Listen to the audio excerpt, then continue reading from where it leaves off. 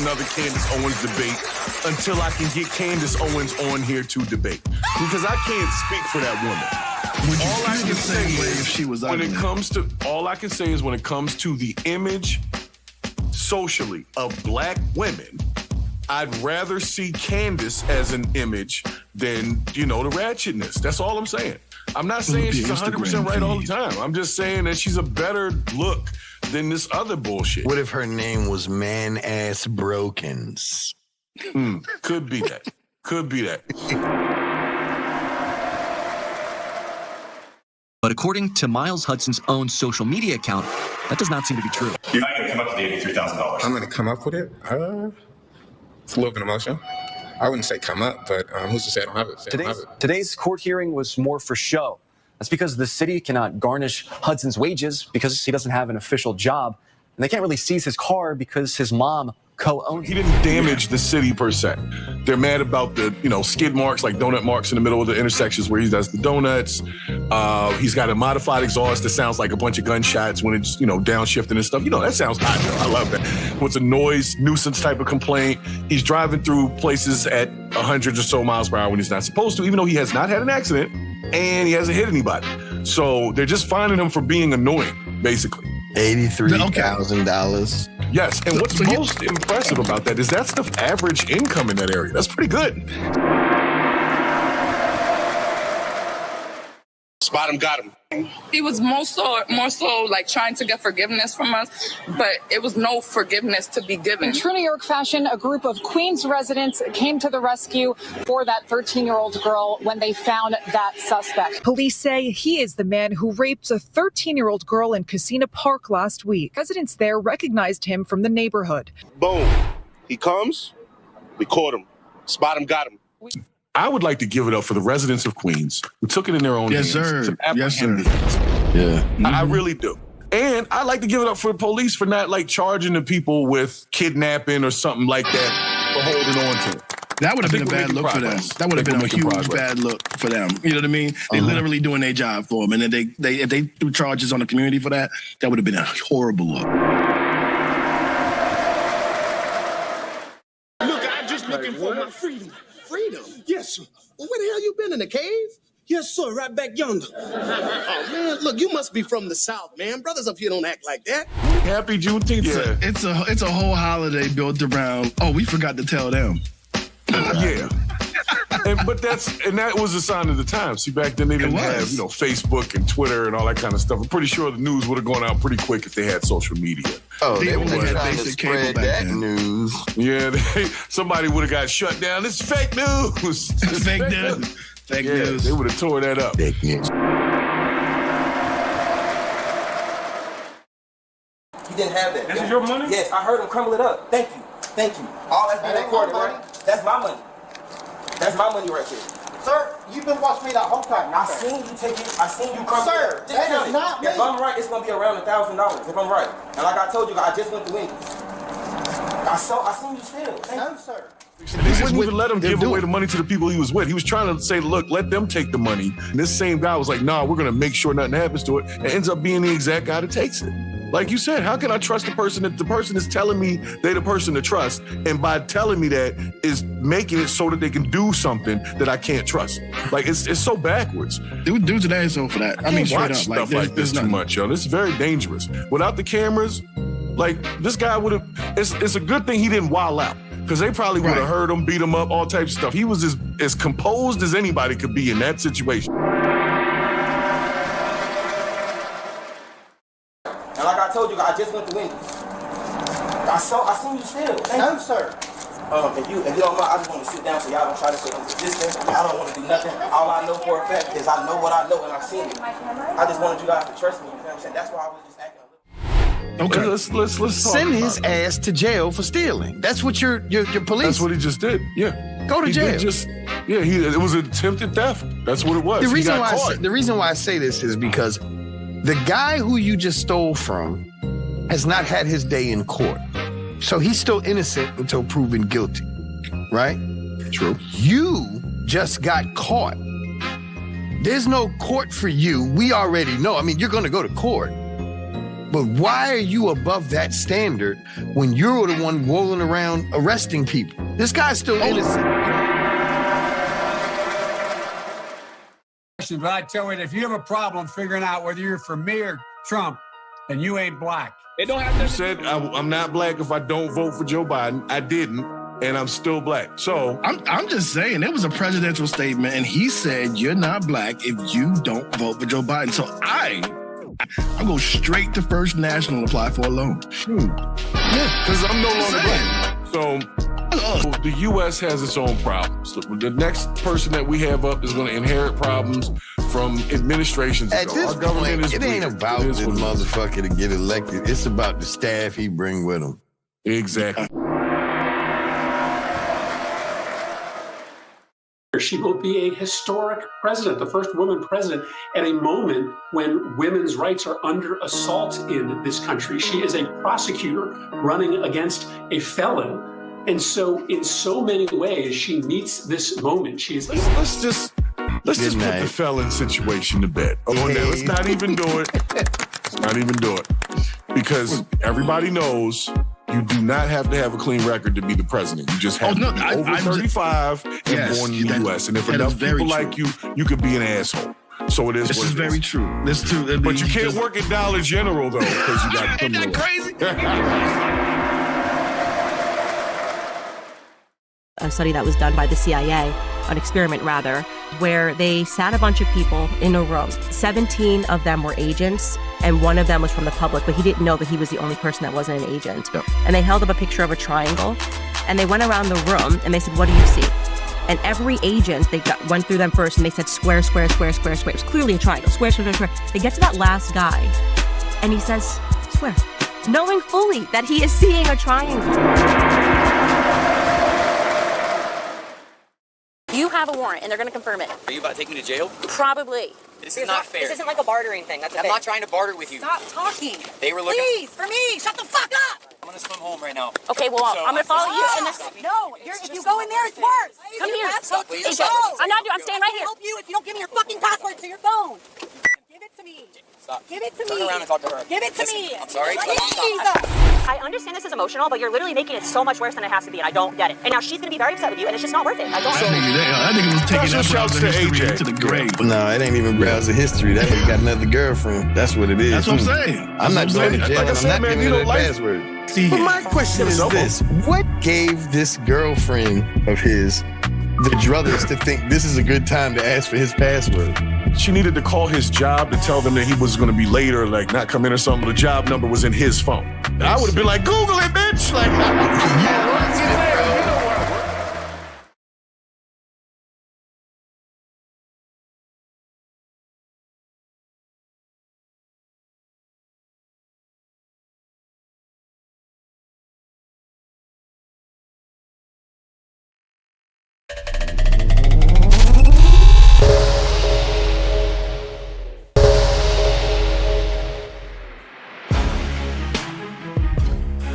I think we're live. I believe it is that time once again. Purge of the BS Saturday edition. Wild weekend. Hope you guys are ready. Tuned in. I see reps in the chat. Donald J. Plump in the chat. Z in the chat. I see y'all in there. I'm gonna give y'all a quick applause.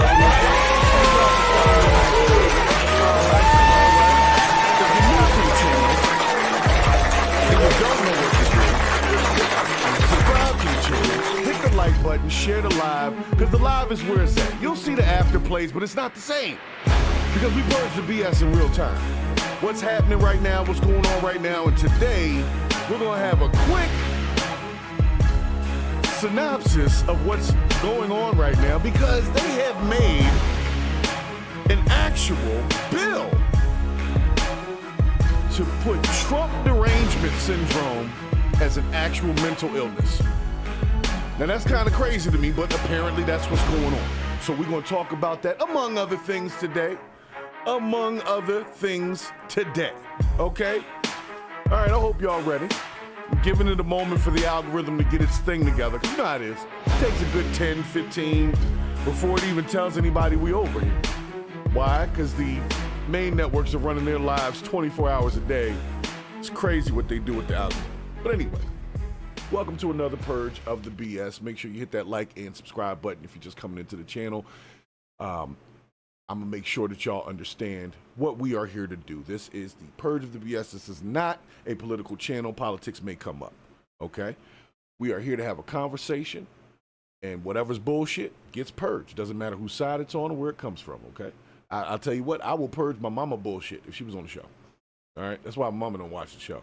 She know I'm going to say something crazy. And that's all right. It's all right to be crazy here at the Purge of the BS because we're crazy. We're passionate about what we do, okay? So, guys, as I do and as we must do, I have to give you the disclaimer so that I cover my bases from the YouTube people, okay? So please stand by. This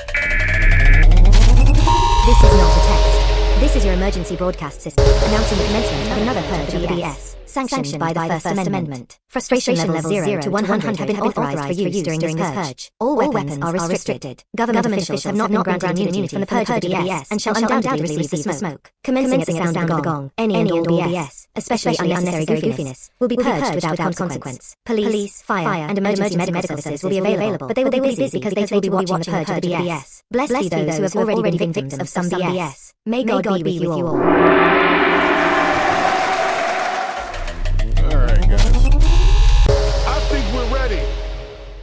I believe we are ready. So if you guys are ready, let me get a thumbs up in the chat. Make sure we're good. Got some. Okay, I see we're active already. Okay, well, let's get this thing going, guys. Let's get this thing going. Got a few different things I need to cover. As usual, we're going to start with our layup lines, okay? I'm going to take y'all on a quick trip to the floor, also known as Florida, okay? And we're going to take a quick look at a clip that came to me this morning that is literally the epitome of, like, unbotheredness, okay? So, give me a second here. Unbotheredness. So that's what it says, unbotheredness. Let's see what we got here. All right, so an officer responds to a call about an 8-foot alligator in a neighborhood. I want y'all to watch the clip with me. Let's check it out. There's the gator. You see the gator over there? I don't think they see the gator. Let me adjust the, okay, I got it. Which one? Stop, No. stop. There's an alligator underneath that car right there. I'll call Diana, tell her not to come out. Maybe go around the back. I'm a little scared. No, as long as it stays under the car, you can go around the back. Would you want to do it, officer? Do You don't not need come pants, out do you? your front door. There's an alligator there. Oh, well, I don't know. Only in Florida. Someone's going to come around the back and deliver your pizza. Police got to deliver pizza because there's an alligator at the door. Ma'am, get back over there. There's an alligator right under your car. Oh, my God. Go in the house. Take your ass in the house. Hey, ma'am, could you...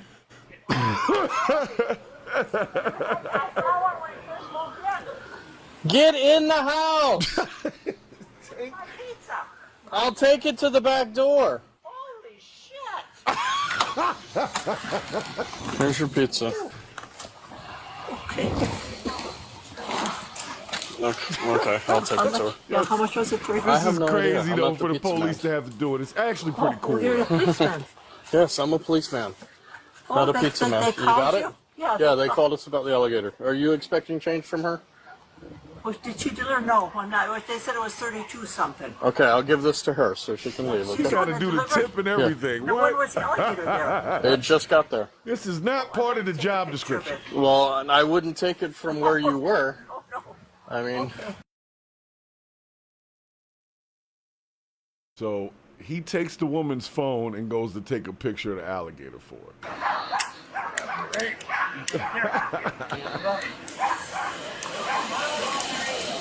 Yeah. Wow. Okay. Well, that's interesting. That is an interesting one right there. I guess it's a good question of, like, if you're used to certain things being in your environment, I guess you don't start tripping. Because that old lady wasn't tripping at all. She's like, where's it at? I want to go get a picture with it. Like, not even, and where's my pizza was the other thing. So she did not care about the fact that that was hiding, stashing itself under her car. Then I guess they called the trappers out, and they did their thing. So, nonetheless, all right, let's keep it moving. We still got another, how many minutes here before they send everybody out? Okay, here we go. We're getting there. I don't know, anybody else would have wanted to get the selfie with the alligator? Better use your Ring camera. That's all I'm going to say. All right, what else we got here? Okay, we got that. We got somebody in class. What's that about? All right. Well, we're doing funny first. Okay, so we're doing funny first. So let's check this other one out here. Bear with me a second. So I guess the first segment we're doing is police videos to a degree. Let's see how this looks. Let me see how this looks first before I let it roll.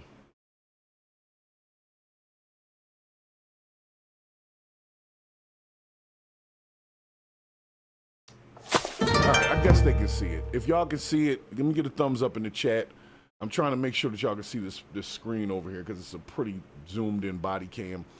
But apparently, in this one, the police had to show up for what this caption calls an ice cream emergency. Okay, so let's find out what an ice cream emergency is.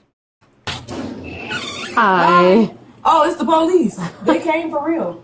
Yeah, we have to just come check, make sure everything's okay. Hey, what you do? Did you call the police? Yeah. Why? I told my mommy to go to jail. I didn't get ice cream. So is that why you're upset? Yeah.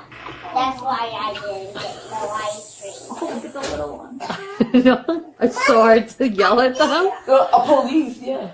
So no calling 911 unless it's a real emergency, okay? What do you call for? I ate his ice cream. You ate his ice cream? Mommy has to go to jail. Should we take her to jail for eating your ice cream? Yes. I agree. I would let you arrest me. I agree. Now she gotta go get you new ice cream? You put this, like this. Click. Go. Push. Put her in handcuffs. Shit, they really let this child lock their mama up for eating their ice cream. Yeah, you call us when you need us. When you need us, you give us a call. We'll be right here, okay, sir? Okay. Let's not take mom to jail next time, okay? Okay. Wow. Now I gotta explain this to my granddad. Wow. Now, I'm sure that the police showed up because they knew that, well, not that they knew, but they had to because some child called the police. But I'll say this, at least the cop was like, good-hearted about it. Just in my opinion, she seemed to be like, all right, let's have some fun with this. But it looks like they got 1, 2, 3 cop cars there. Because some child called, talking about they needed mommy to go to jail. I'm not sure what this child said on that dispatch call, that the dispatcher was still like, yeah, we need to get out there. But apparently this kid knew 911 and knew to report mama for eating their ice cream. Now, I will say this. I blame the parents for this. First of all, when I was a kid, the last thing I would have done would have been to call the police on my mother for eating ice cream or eating any ice cream in the house. And if that would have happened, by the time the police got there, they would have had a reason to respond, if that makes sense. Okay? John David, thanks for stopping in the chat today, man. It is a slow day today. That's cool. We still here.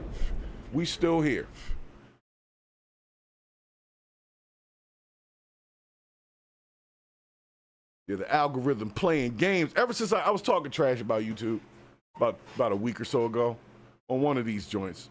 And I knew it wasn't going to go over well, but did I care? No, didn't, still don't. So for those that's here, this is right where I want you to be. For those that's not, I see you when you get here. You know what I'm saying? That's how I feel about it. But nonetheless. So parents, I think we need to take a moment to at least respect the fact that that one lady had taught her kids to call the police at that young age. But kids calling the cops for the wrong things instead of the right things. So that might be a sign of things to come. This might be a young, a black Karen, you know, calling the police for little stuff later. I don't know. So there's a few other things that, what is that? What's that? Okay, there's a few other things going on this week as we're going to get into our Trumpy stuff in a second here.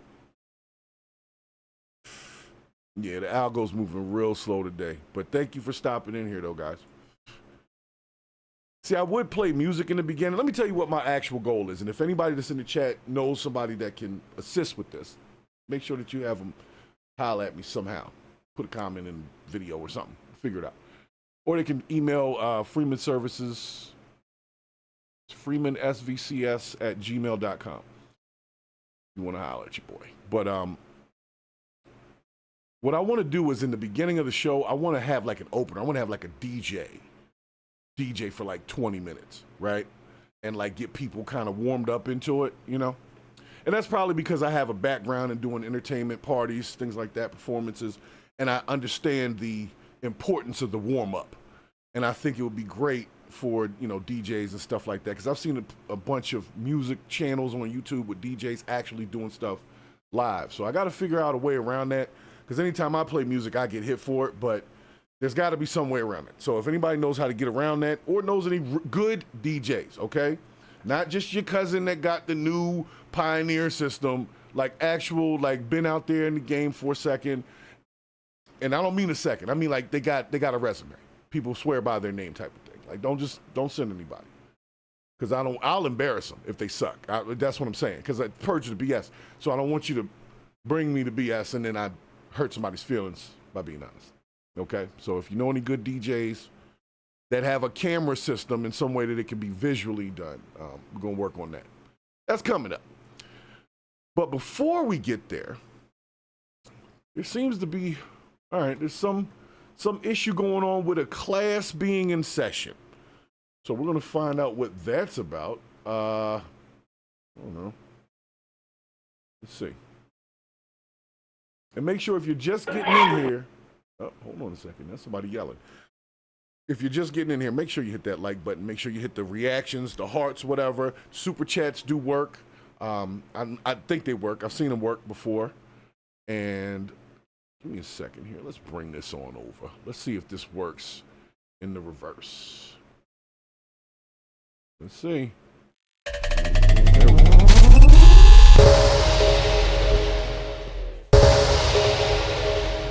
All right, so what do we have here? We have, there wasn't a 1 in a million chance this would have happened in my public school system in Rhode Island. This is a James Woods post on X about something that happened in a classroom. So let's take a look at it, guys. Let's see what he's talking about. Every 10,000 white fucking motherfuckers would die. Gotcha. Put that on YouTube. Yeah, tweet. Just saying, niggas, you ain't black. Get it now. YouTube. Hell, you got me. Oh, good, sweet, nice, and they say, yeah, shut up. What is going on? Oh, all right, that's for a member of this class. That was a fucking member of the class. Put your fucking rock. Check it. My name is Jackie. All right? You want to see what I've fucking been reading this whole time? I've fucking been reading this shit this whole fucking time about no fucking evolution. I hate this shit. All right, I'm going to guess this is not the best student in the class, even though she is sitting in the front. She's very unhinged about something. She seems to be upset at people of the non-melanin characteristic. And she's going off in what looks like a college classroom or some type of training beyond high school. Whatever's going, I hope it's not just like training at a job. Imagine that was like the first 2 weeks and you're in training and some lady starts going off like that. All right. Well, like I said, I don't really know what's going on. I just see this lady is losing her mind for some reason. I'm not really sure why. And James Woods felt it appropriate to let us know that he thinks this is a chemical imbalance. So y'all can tell me if y'all think the same. So it's just, I'm trying to hear what she's saying. I still don't know what she's saying. All right? I'm fucking been reading this whole time. I've fucking been reading this shit this whole fucking time about the fucking evolution. I hate this shit. You are fucking shit. You, like you, and you've been fucking in my fucking head.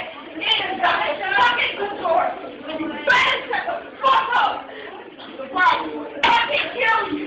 What? You got this? Everybody with their cameras out. We have to go fucking thing. Go. Do it. Do it. Do it. Do it. Do it. Do it. Do it. Do it. Not right here. Do it. No. No. No. No. You ain't fucking no. Fuck no. Do it. You ain't like police. Fucking police.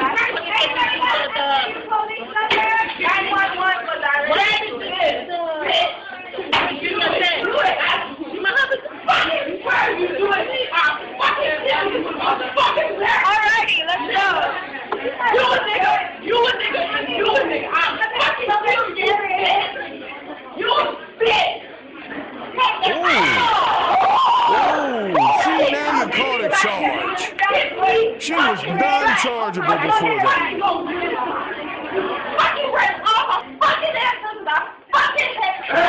Get out of here! Hey, get out of here! Hey, you! Get out of here! Get out! All right, I think I get it. Okay, guys. I'm going to dissect this really quickly. Apparently, this class that they're in had something to do with what some people would call critical race theory. And apparently, it set this woman off so much that she got upset with everybody in the class, the white people for what their ancestors had done to her, the black people for being complacent about it and not standing with her, and the teacher for teaching it. This is absolutely nuts, but this is also what happens if you don't have your mind together and you hear certain information. Some people, when they take in the story of chattel slavery, right? And the slave trade and people getting beat up and whooped and all that kind of stuff. When they internalize it, it becomes rage. Because if you found out that somebody slaughtered your family and just continued to do it and it was legal and they were perfectly cool with it, you may not be able to hold that in. And it seems like that's what's going on here in this class, as they were teaching about some racial theory. IMZ, thank you for the super chat over there. I think they're talking about that critical race theory kind of thing, but I'm gonna be honest. When I was in high school, there was a particular time where up until a certain date, I just thought every black person was a slave or came directly from slaves. I didn't think that black people were ever in America or the continent part of America before they were brought over from Africa. That was pure freaking ignorance, but I was taught that. I was brought up thinking that, right? So maybe this lady was brought up thinking something the opposite, right? That everything was great and everybody was great. And then all of a sudden she finds out the worst massacre in human history occurred and everybody's just sitting around like it's something cool to laugh at, right? Because I think that's where it all started. And she snapped. Now, I'm not saying she's right for snapping. I'm not saying that at all. What I'm saying is some people have a lot of anger built up. And if they hear stories about oppression and depression and repression, eventually they snap. Which is why I'm saying we got to change some of the wording to some of the narratives. There's nothing wrong with teaching about slavery. But don't just teach niggas about slavery. You see what I'm saying? To the point where they have to be in their senior year in high school before they even realize that all black people in America are not direct descendants of slaves. I'm sure there's probably somebody on this podcast right now that didn't even know that to this day. It's like, what? Black people weren't slaves? Yeah, there was a whole populace of us already here. And the Native Americans were here. You don't think that brown skin got mixed up in the mix? Anyway, look up the history of last names and you'll understand what I'm talking about. And if you want to be 100% honest, and I know people say 100%, whatever, 100. You want to be 100, look up the history of the last name Freeman and where it came from and why it was there. Okay? I'll give you a brief synopsis. It was actually invented by Native Americans so that they wouldn't get mixed in or mixed up with the black people who were slaves. So they had that last name to separate themselves from that. And then free slaves also did the same. And that's why the name Freeman is still here. And that's why that was the first black bank. And that's why that's also the name of the company that sponsors this show, Freeman Services. The origin. Always free. Never a prisoner. I'm not a prisoner of anything but my own mind. The rest of it is overcomable, and I will kick the shit out the doors that are closed in front of me. That's just how it works. All right, so anyway.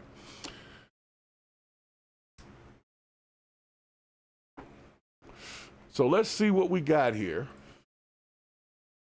There's what, 30 seconds left in this? I'll let it finish out because I think they're just going to kick her out at this point. But I'm just letting it go. Oh, now she pushing everybody? Oh, mama. See, this is how you go to jail. She want to go to jail today. She going to jail.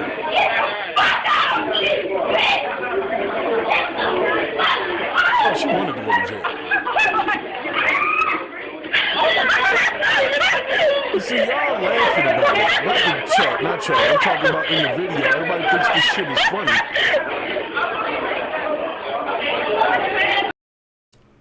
All right, a couple people just jumped in, so I'm going to bring it back a half of the way for them, okay? Don't say I never did nothing for you, new folks, being late. I don't blame you, though. I know it's the algo. I know you're late, and I know it's the algorithm. But basically, like I said, becoming unhinged over slavery does happen. If you haven't really heard the full story, and then you go into a room, and everybody's looking at you with your dreadlocks and all of that, as if you were at some point in chains, and it's like given to them as a guarantee. Like I said, that's actually a total lie. They built a whole story off of that. Do your research is all I'm going to say. But anyway, halfway through the video, the woman is just yelling, which is not something that you get arrested for, and you're entitled to do that. You're entitled to speak your mind to a degree, as long as it's not assault. But then at some point, she tells the teacher that she's going to unalive him, and then after that, everything just goes to hell. Okay? So, new folks, yeah, did that for y'all. Do it! Do it! Do it! Do it! Do it! Do it! Do it! Not real! Do it! No! No! No! Do it! I wish I could read what's on that screen.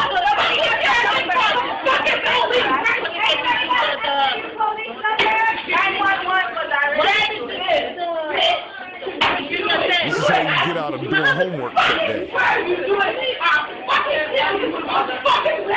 Alrighty, let's go. You a nigga.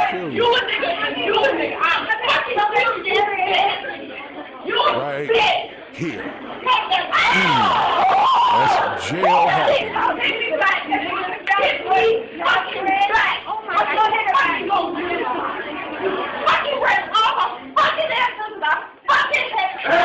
Get out of here! Hey, get out of here now! Now you heard that? She said, you raped all of my ancestors. I fucking hate you.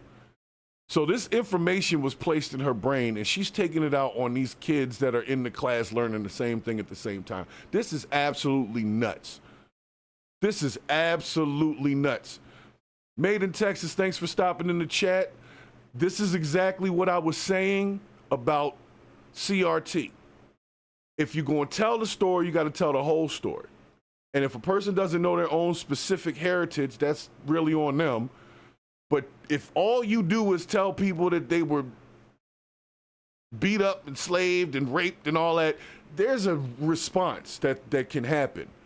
And I do understand both sides of that argument as to whether or not they should have critical race theory in school. I believe that they should have it to a degree, but I think they should tell the whole damn story. Like the whole story. Tell the whole thing. Let's be transparent about all of this shit. Let's be transparent about what was actually the deal and how the U.S. ended up getting all this land that was technically somebody else's and how that worked out. And don't think that Native Americans and black people, as they call it, were not also together at certain points because they were the so-called oppressed. being moved around. So I'm trying to tell you that the story is not exactly what they told us in school. I know that for a fact because I took some time to do some research. So I suggest that you do the same, or you might crash out like this lady. Because she literally tells this kid in the class something about his ancestors raping her ancestors.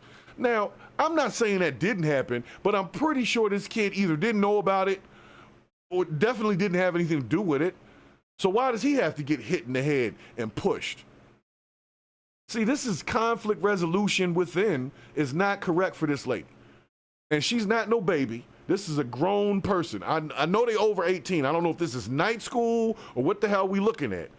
But this person is old enough to not do all this shit in the middle of the African history class that they now have probably removed because of shit like this. That's probably why they took it out at certain schools, because people was wilding out.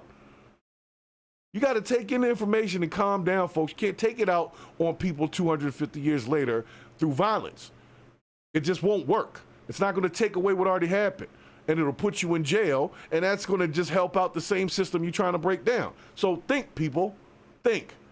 This woman was perfectly fine until she touched somebody. Once she did that, you go into jail. Somebody going to press charges on you. Now you got to deal with that every time you go get a job, even though it looks like you're trying to better yourself because you're in college. Fucking crazy, man. Get out. Get out. Get out. Fucking swear you fucking got. Get out. Everyone else on the way.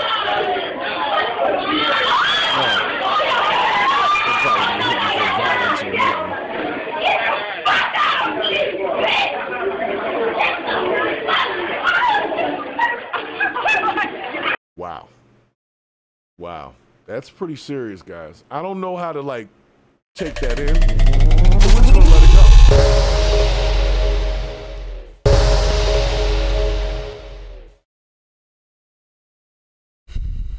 John David, you said that's at Morgan State? I hope that wasn't Morgan State. I hope that wasn't Morgan State. Shouts to Morgan State, the Bears. I was a student at Morgan State myself. So that's why it's kind of funny to me, because I wouldn't be surprised if that really was Morgan State. But I haven't been up there in a while, so I don't know what the classrooms and stuff look like. But anyway. Wow. That is a lot. That is a lot. I'm sorry, man. I mean, I just don't know how you go from listening to information to snapping off at everybody in the class like that. I don't know what that guy was teaching, but I'm just going to say maybe, just maybe, he should find another way to teach it. Maybe.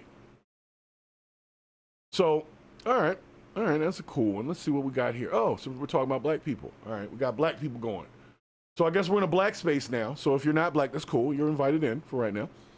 But we're in a black space right now. Apparently, a black community has formed a safety program. Now, maybe this is a better way to defend your rights than screaming and cussing at everybody in the classroom. But that's the kind of stuff that do be happening in colleges. People get these enlightenment periods, and they just snap the hell off because they've never had that much information overload with negative energy behind it. And that shit will drive you nuts. I ain't gonna lie. I went through that at one point in time. I remember when I saw Amistad. Had me on some Malcolm X shit for a second.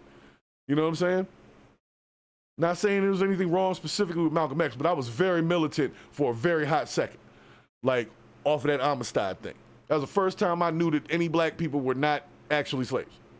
Like, that they, had a period in time when that everybody wasn't just included in that because they were black. It had to do with where you came from, not what color you were. People assumed it, and that's where the mistake was made, and that's what Amistad was about. So that's what made me start researching. Well, if they wasn't slaves, then who else wasn't slaves? And there you go. Takes you down the rabbit hole, and you get where you got to go. So let's go over here and talk about the blacks.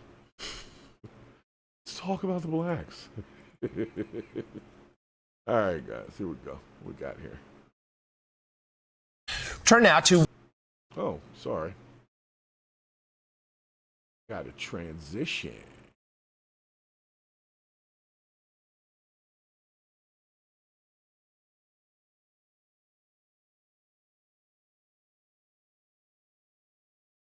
You know what? Purple Groovy, thanks for stopping in the chat. Before I move into this next segment, I just think Purple Groovy asked a really great question. Do you think that this young generation has the mind to not only learn the truth, but to handle it? That is awesome. That is awesome. That is pretty freaking, that's a good question. I should start a poll with that. No, I don't have time for that. I don't even have time for it. But that's a really great question. Do you think that the younger generation could, because see, they need other information first. Yeah, but Made in Texas, you know what I'm talking about. Once you really go into that subject, you find out a lot of stuff that you're like, what? They didn't teach us that in school. They teach you what they want you to know in school. And as long as you can take that and with a grain of salt and understand there's way more information out there than what they teach you in school, then you can also be an objective thinker and find out some stuff for yourself when you get out of there. But they don't readily just give it to you, okay? All right, let's go over to the black people and their safety program that they're doing here.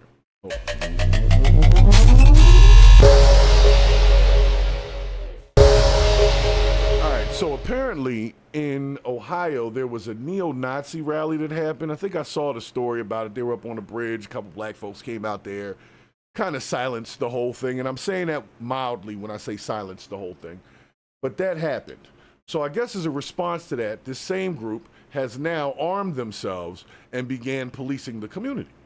So let's see how that's going over. Ohio, which is now the center of a growing national debate about civil rights, hate speech, and the Second Amendment. NBC News correspondent and NBC News Now daily anchor Morgan Radford visited the town of Lincoln Heights, where residents have formed an armed community defense group in the wake of a neo-Nazi rally. Morgan joins us now. You were there just on Tuesday. What did the residents tell you about what's going on? Yeah, I was there just this week. John, it was fascinating because what's interesting is that this town was founded during the Great Migration back in the 1920s as a refuge for black citizens, which is why it was especially painful when neo-Nazis suddenly appeared in this 3,000-person majority black town.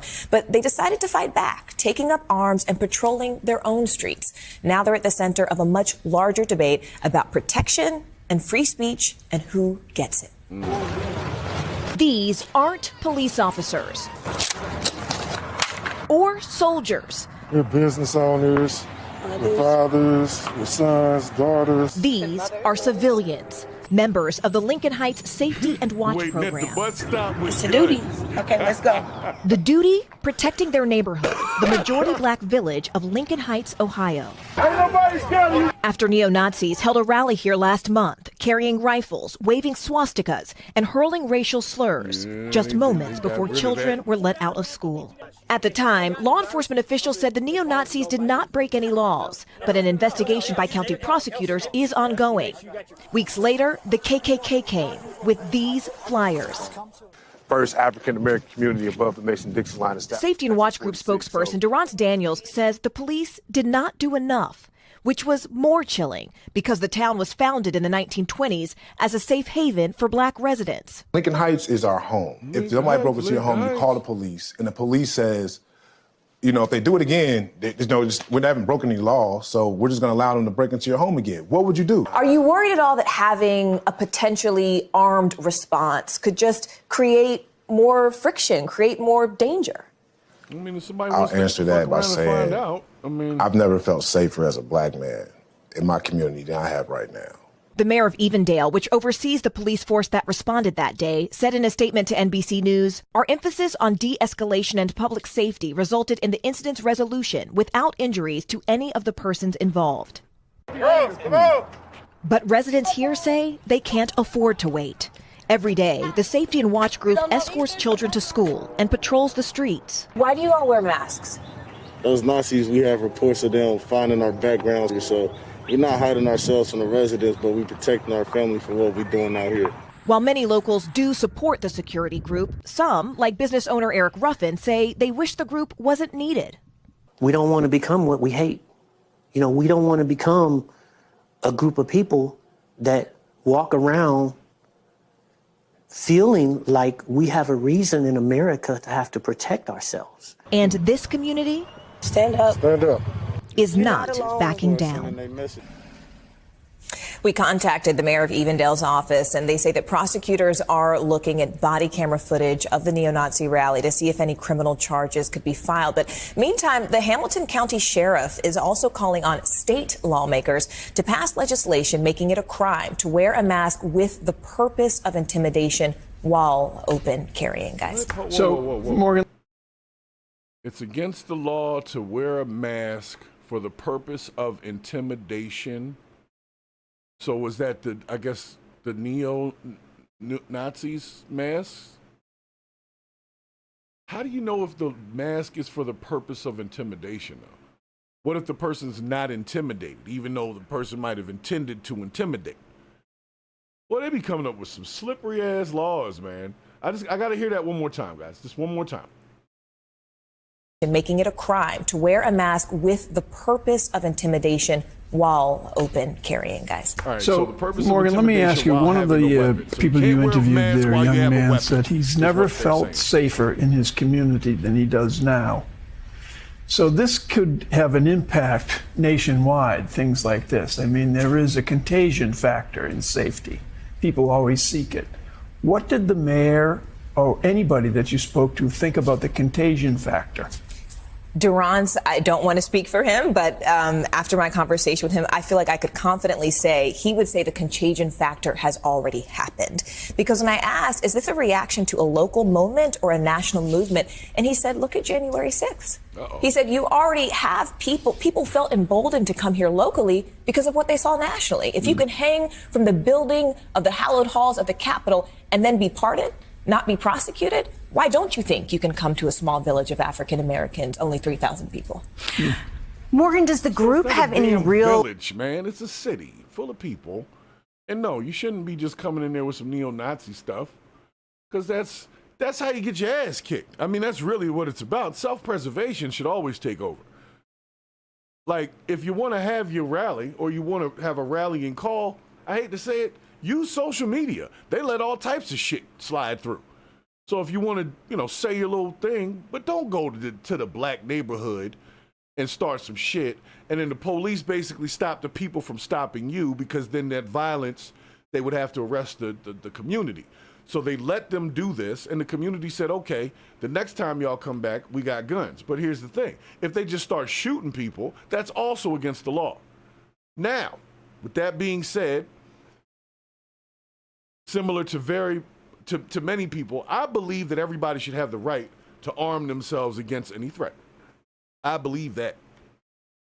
I believe a lot of responsibility comes along with that, but I do believe every person should have the right to arm themselves against a threat. And sometimes that threat is right in your face, and you may react incorrectly. And honestly, if you're willing to stand on it, then that's on you. But everybody should be able to defend themselves against bullshit. And if you are a neo-Nazi, whatever the hell that is, or the new KKK, and you go into a black neighborhood to basically start some shit, we would be remiss to not reward you by giving you exactly what it is you came there for, which is the bullshit. You see what I'm saying? So you're going there with the intent of starting some shit. If no shit gets started, then you haven't done anything. You haven't gone there and fulfilled your actual purpose. So I, for one, am all for these folks making sure that I bet they won't come back over there messing around again if they know people got AKs and stuff ready, and they might be willing to use them. That's all I'm saying. Now, I do think it's funny that they had them walking the kids across the street, because a crossing guard with a gun, you damn sure ain't running that school stop. If you got a car and you know how they got the little stop sign and people be running it and shit, if they had a gun, I guarantee you would not run past that little crosswalk. You would sit your ass right now. Right now. So, authority, but as long as they stay within the confines of the law, they should be okay. It's a great question. You know, I asked that basically, are you stopping cars when they come in because you think someone looks suspicious? Is that, you know, profiling in its own sort of way? And they said, no. We are patently aware of what our rights are and what our limitations are. They said, we're not officers. What we do is we are trying to cooperate with the police department. So if we see suspicious activity, because remember the KKK came back with flyers just after this rally. So they're saying this is more of a defensive posture to deter people from entering our community and showing them, by virtue of our masks, by virtue of our guns, that you can't come here and we're not going to take this punchline down. Okay. Well, I like what the lady's saying. I think she did a really good report on that. So shouts to this lady, whatever her name is. Shouts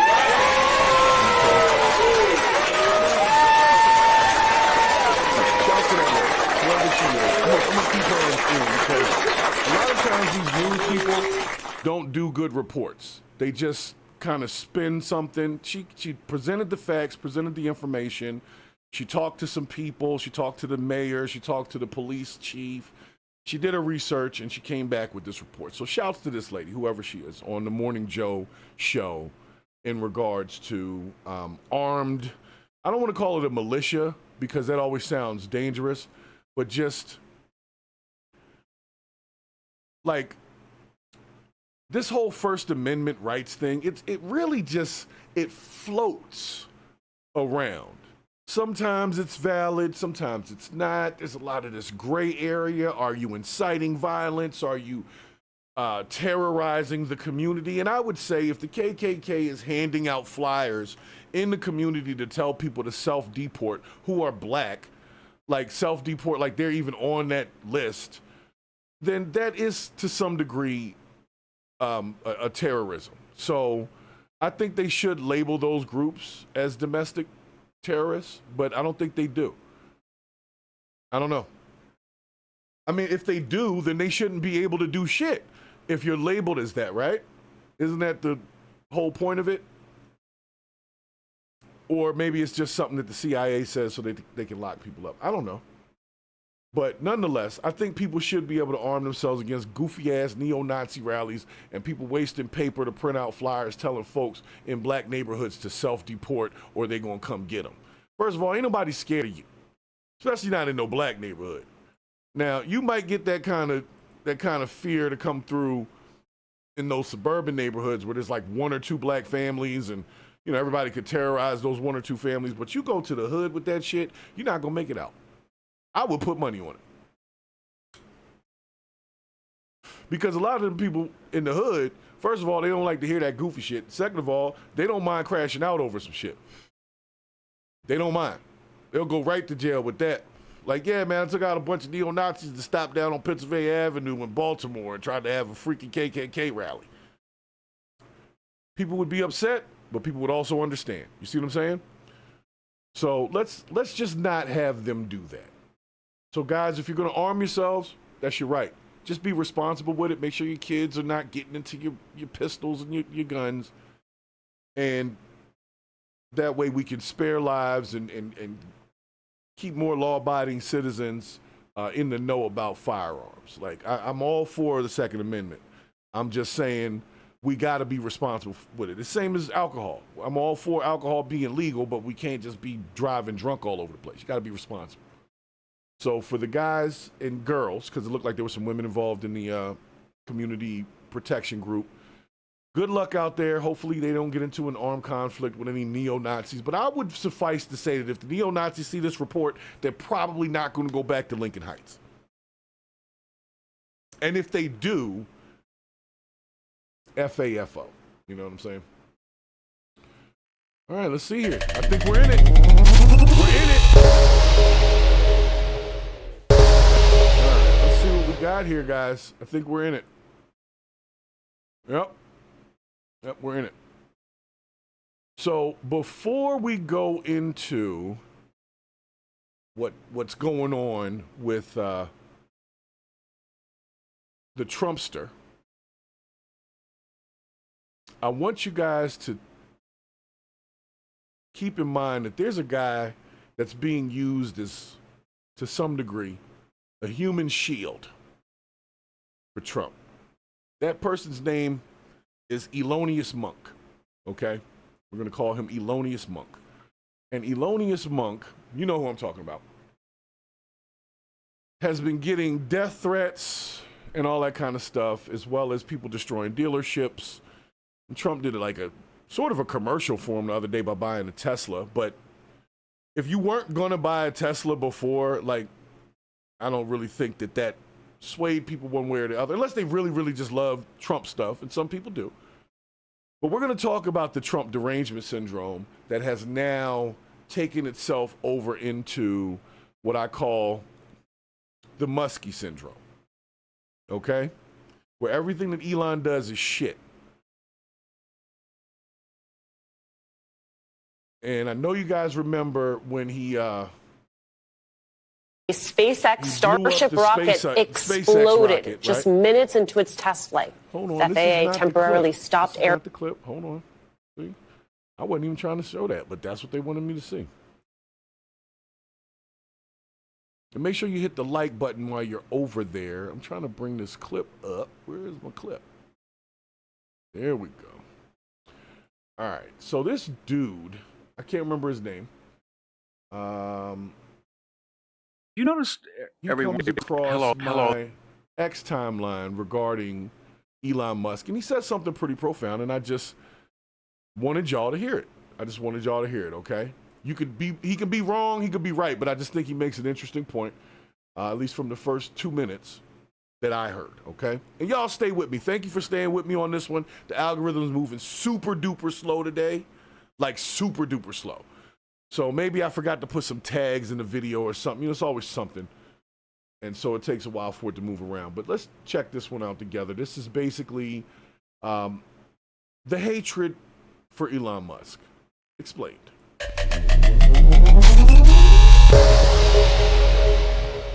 Well, this is Victor Davis Hanson for the Daily Signal. Have you noticed, everyone, that the crescendo of hatred toward Elon Musk is becoming surreal?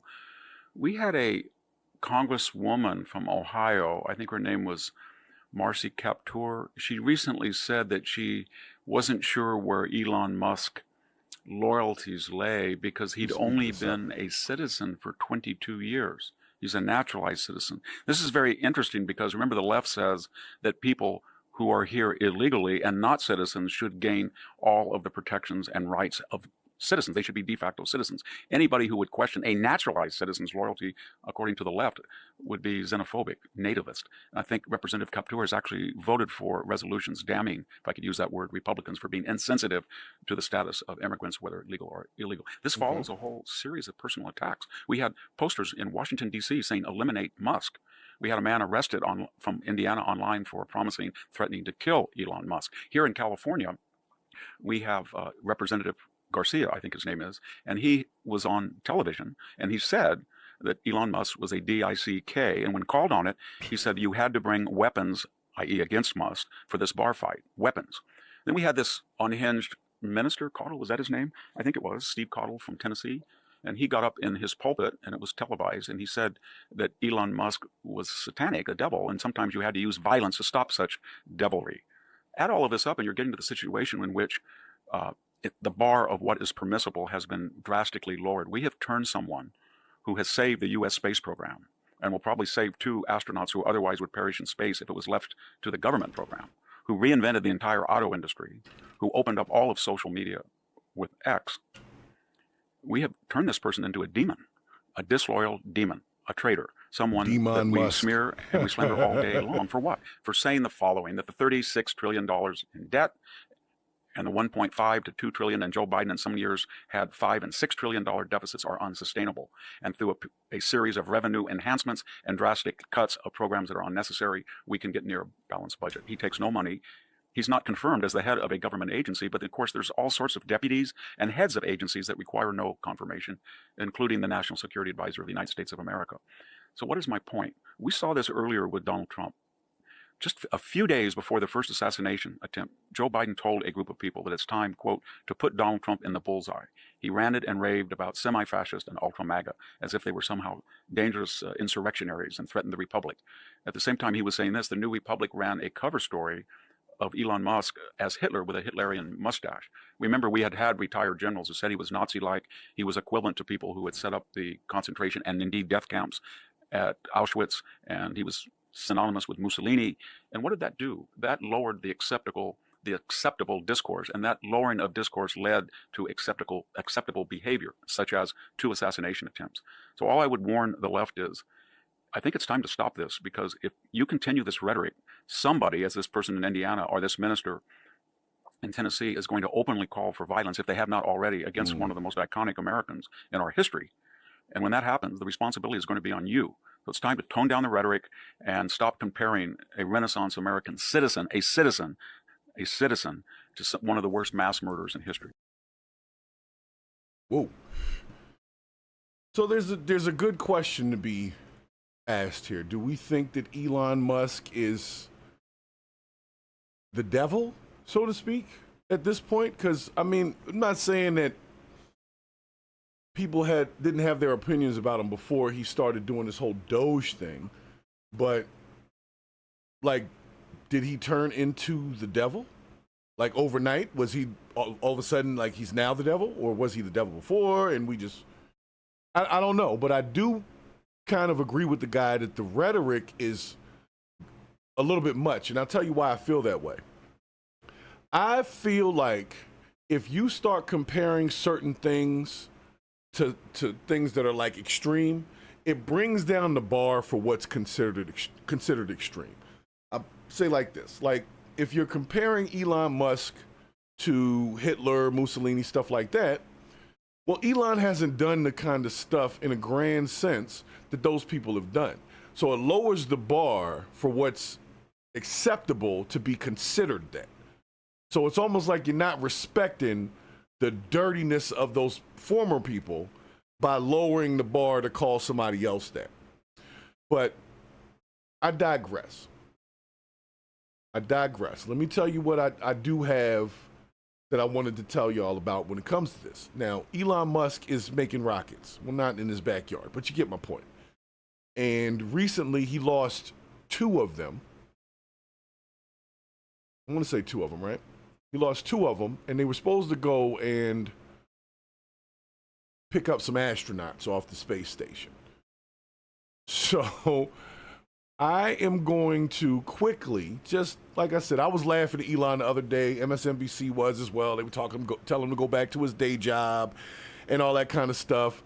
And I realized that, you know, we got to give the guy some credit where credit's due. So before I let anybody else say that they need to May Elon Musk, and I'm only saying it that way because of the YouTube guidelines here, I wanted to show y'all just a quick clip of this rocket situation, right? Now, Elon said rockets are hard, all right? When he was asked about why, you know, the rocket blew up, the last one, his reply was literally, rockets are hard. And I would say rockets are probably hard. It is rocket science, by the way, if you didn't know. So let me get this over here. Let me bring this one up. I'm not going to play the whole thing, but I just want to pay some credit to some shit that I can't do. You know what I'm saying? And people can say what they want about Elon and all of this, and I'm going to speed it up because it is a long video, and I'll probably jump through it a little bit. But y'all going to give the man a little bit of credit, man. Y'all not going to just keep talking that shit about Elon like he ain't done nothing. You know what I'm saying? Y'all going to stop that. I get it. He's into people's stuff, and they got good rhetoric coming out, and it's got people's minds all screwed up. But let's not forget what the man is actually supposed to be doing. He stepped out of his lane to do this Doge thing. And at some point, he's going to step back away from Doge. Doge is temporary. It was supposed to be, 180 days. So let's say, 120 days from now, that's going to be a done deal. Or he'll turn it into something else, and he'll step back, and some other person will have the agency. That's what I think is going to happen. But in the interim, let's give Elon, SpaceX, NASA, and all of them people some credit for this action right here, guys.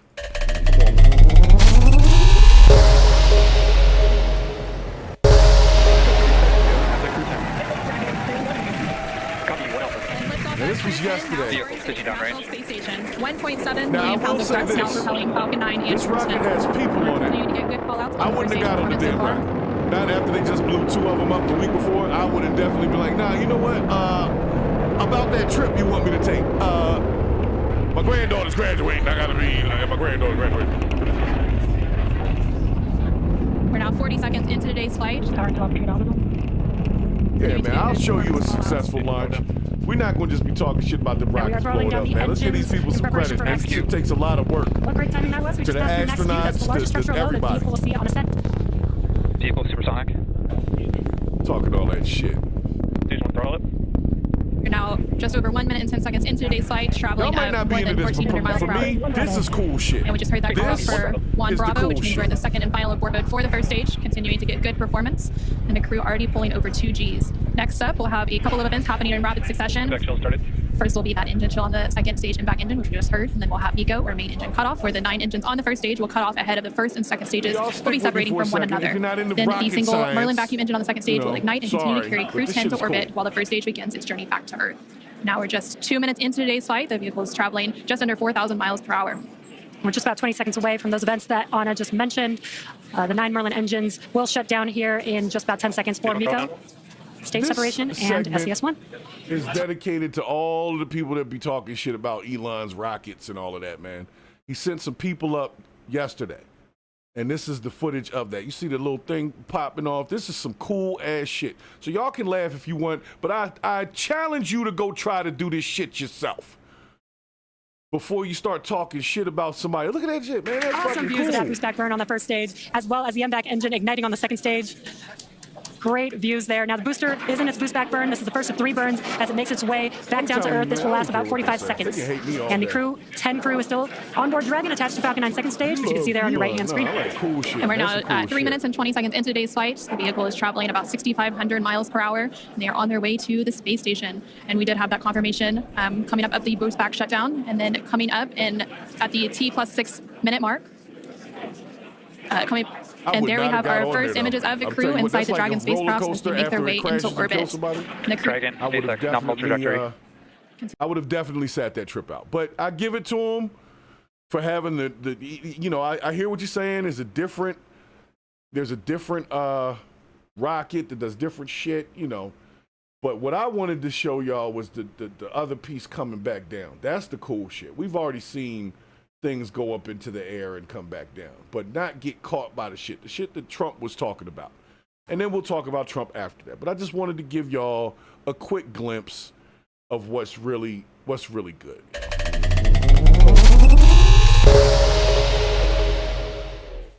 First of Crew 10, launched from Launch Complex 39A at Kennedy Space Center in Florida. And they're currently on board Dragon, still attached to Falcon 9 second stage, which you're seeing there on your right-hand screen. On your left-hand screen, the first stage vehicle is making its way back down to Earth. It already completed the first of 3 burns as the boost back burn. And the next event coming up for that vehicle is going to be the entry burn. Dragon SpaceX, nominal trajectory. Great call-outs there. That entry burn is coming up. Dragon, copy nominal. Y'all just pause with That me entry for burn is just a coming up moment. here in just under 20 Just a seconds. moment. We'll reignite 3 of those 9 Merlin 1D engines to help slow the vehicle down as it makes its way back into the Earth's atmosphere. we're now just over 6 minutes into today's flight as Dragon and the second stage continue traveling at over 12,000 miles per hour, making their way into orbit and on the way to the International Space Station.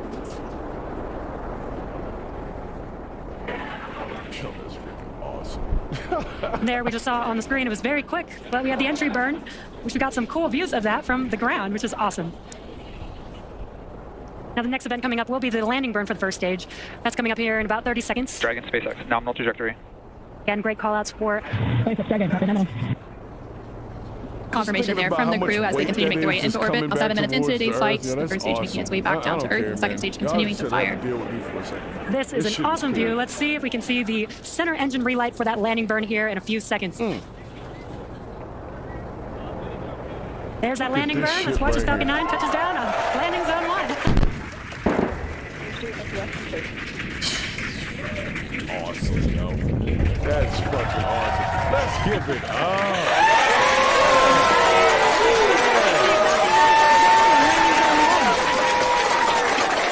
Now that the first stage has made its way back to Earth, we're about a minute away from the second engine cutoff, which we're expecting around the 9-minute mark of today's flight. So as far as I know, The folks got out there safely, okay? As far as I know, so far they're okay. Like I said, I wouldn't have got on that flight. I wouldn't have got it. I would have found a way out of that one. But that's freaking awesome because I'm from the generation where we watched the Challenger blow up at school. And 10 people lost their lives in that. So I've always had a thing about going out into outer space. I kind of felt like maybe we shouldn't be doing all that. But that's just my personal preference. Elon is literally saying that at this rate, that the mission to Mars will happen in 2026. That's a year from now. They're going to be trying to send people to Mars a year from now.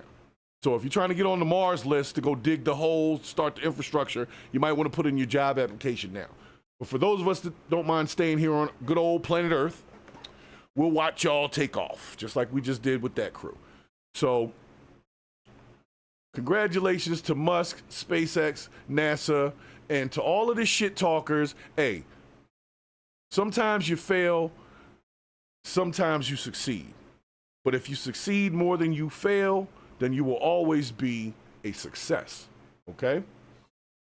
And I'll give them that. They did some work. They figured out rocket science, the one thing that we always say, it's not rocket science, but this actually is. So they figured it out. And they figured out how to not waste everything when they shoot something up there. They got stuff landing on its own now, which is pretty freaking awesome, if I do say so myself. So I do wonder how long the Mars trip will be. I wonder about it. But we're going to see how that works out, right? Yeah, I'm with Z on that one. I'm staying on planet Earth on that one, okay? But I want to go into this other piece here. Actually, there's two of them. Let me close this one out. Mr. President. Now, we're just going to laugh at some Trump shit first, and then we will go to the other thing, okay? Real quick, guys. 1 second here. Go with the fade. We'll bring over the left monitor. I just want y'all to laugh at Trump getting hit in the face with something dark and black and long. All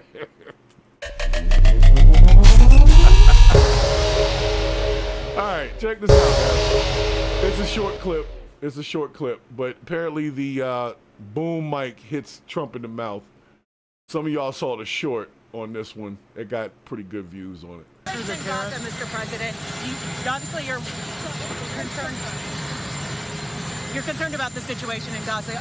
Yo, I gotta bring it back though. I gotta bring it back so you can see the way he looks at the.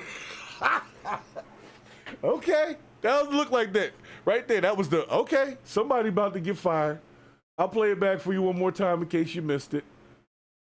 Here we go. Mr. President, obviously you're concerned. You're concerned about the situation in Gaza. What are the hopes now to get the hostages back? She just became a big story tonight. Right? She. Yes, sir. Did you see that? You know, did you see how he tucked the lip like he really got punched in the face? You know how you check your lip? Hold on, I gotta bring it over here a little bit. Hold on a second. You know how you check the lip? Like if somebody hits you in the face and you're like, oh, what? This thing busted my lip. That's the look he gave. Look at this. Yo, that look on his face, though. This is so serious. You're fired. That's what that look says right there. That's the you're fired look right there. Somebody's job is lost as of 4 p.m. Mountain Time yesterday. Mr. President. Boop. Imagine that's you. I thought he was being pranked at first. Like when I first saw it, I thought they were gonna like show a person that was like a content creator or somebody just, you know, goofing off. I really thought it was a prank. But no, somebody really did hit this man right in the face here. Boop. Oh, this is some ladies in the morning when their man wants a little something from them. And they're not paying attention to this. Hey, baby, good morning. You're concerned about the situation in Gaza. What are the hopes now to get the hostages back? All right. I will let it go. She just became a big story tonight. I got you. Right? Yes, sir. Did you see that? Woo. You see him?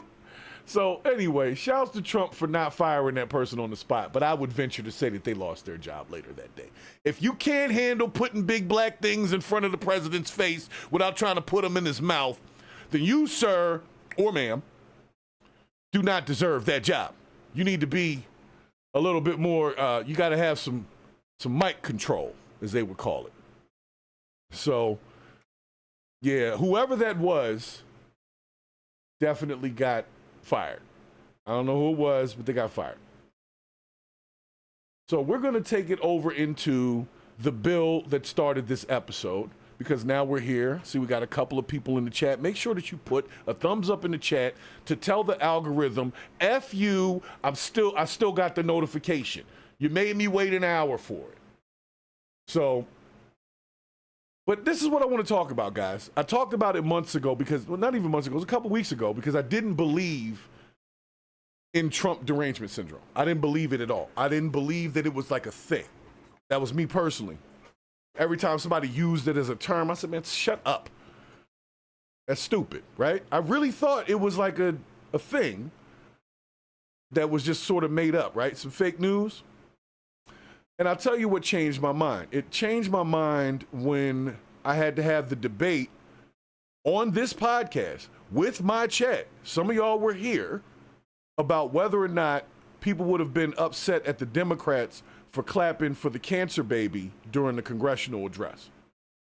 And to my surprise, a number of people said, yeah, you got to stand on whatever, and totally forgetting about the cancer baby, right? Then somebody else came back and said, well, it was wrong of them to bring up the cancer baby, you know, to try to look good or something along those lines. It was wrong of them to have that person there to look good.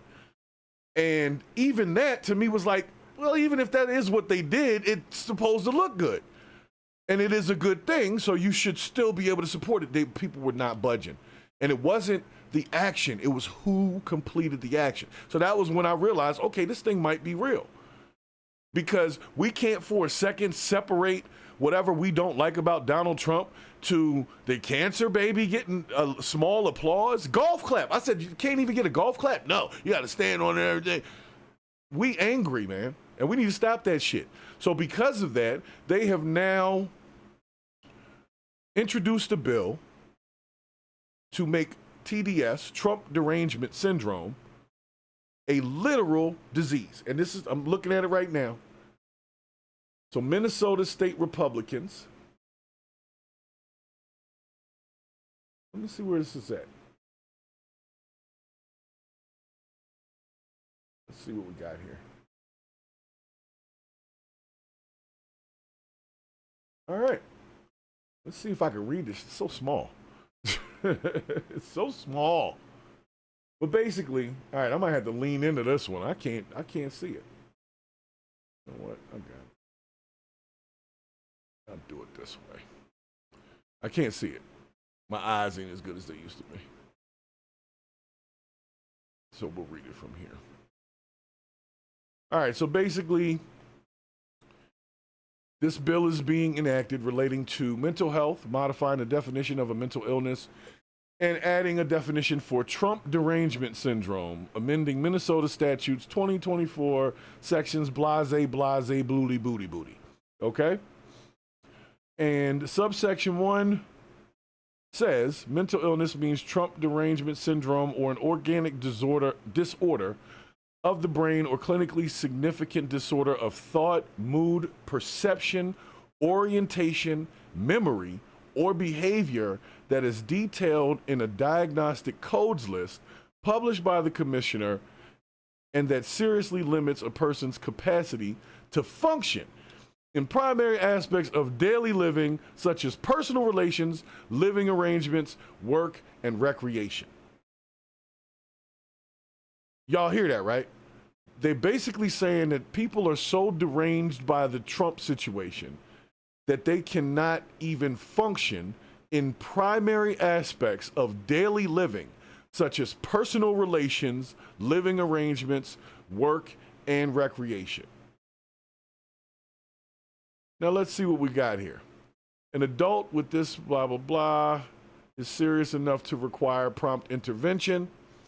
For purposes of case management and community support services, a person with serious and persistent mental illness is, all right, I get all that. And they have to have at least one of the criteria. The adult has undergone 2 or more episodes of inpatient care for mental illness within the preceding 24 months. 2, the adult has experienced a continuous psychiatric hospitalization or residential treatment exceeding 6 months duration within the preceding 12 months. All right. So part of the criteria for being, I guess, diagnosed with Trump derangement syndrome is you should already be crazy, is what this seems like it's saying. You're already crazy, and so this is making it worse. I don't know, am I missing that? I think I got it. So you got to be crazy a little bit, diagnosed to some degree of crazy, and then start wilding out about Trump. And according to this, they can put you in the insane asylum for that. So let's see what the comments say over here. Not much. Let's go back. Let's go to the original post here. Let's see what the comments say. Let's see it. Why don't I see it? I want the original post. Where's the original post? All right, never mind. Y'all can't see what I can see when I click on the thing. When I click on the thing, there we go. All right, so we got this. Here we go. Yo, the internet is undefeated. All right, guys. So, do you think? And I'm gonna throw it into the poll. I'm gonna throw it into the poll, but I need to know how y'all feel about this. Okay. So we're gonna end the first poll, and we are gonna start the next poll. A lot of y'all did not think that Elon wanted to be or needs to be in the bullseye of American politics, and I'm sure Elon would appreciate that from y'all. Okay. Now, should TDS be considered a mental illness? I want to hear what y'all got to say. I put DTS. TDS. TDS. All right, let's see what y'all got.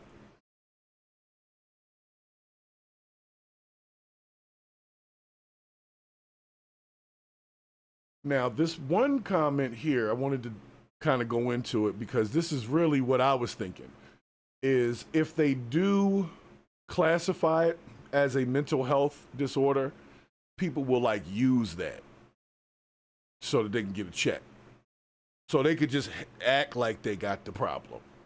You know, just come in there and they'll do like a clinical consultation, and they'll be like, so, when I say this word, I want you to tell me the first word that comes to mind. And they say like Donald, like Trump. And then you say Trump, Donald. You know what I'm saying? Like they stuck in the Donald, right? Then pause. I said they stuck in the Donald. That was bad. But nonetheless, once you get the ability to be diagnosed for some shit, people know how to get around that. There's people who are crazy, but they ain't really crazy, if that makes sense, right? And they will definitely want to utilize this as a thing. And the only reason why I bring it up is because this is what I be talking about with our congressional leaders and our senators and all that kind of stuff, is like they take a lot of time doing shit that I think is waste of time. Like introducing a bill means that now they got to have a hearing on it, they got to vote on it, they got to talk about it, it's going to be on the news, and so on and so forth, right? All because they want to label something as Trump derangement syndrome. And I'm going to be honest with you, I could care less if they do. I just don't think that they should waste any time on that at all. I just really don't. Maybe that's just me. I just don't think they should waste any time on that. What we got here? Hold on. All right, let me bring this back. Hold on.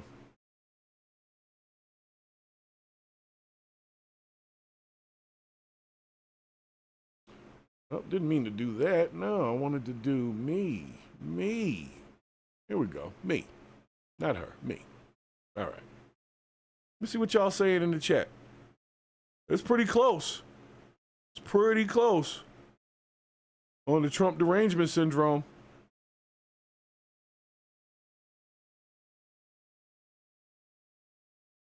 All right, Alan Chamberlain, thanks for stopping in the chat over there. You may have missed it earlier in the broadcast here. They're introducing a bill in Minnesota. So it's not there yet. It's not there yet, but you go ahead and look it up if you feel like it.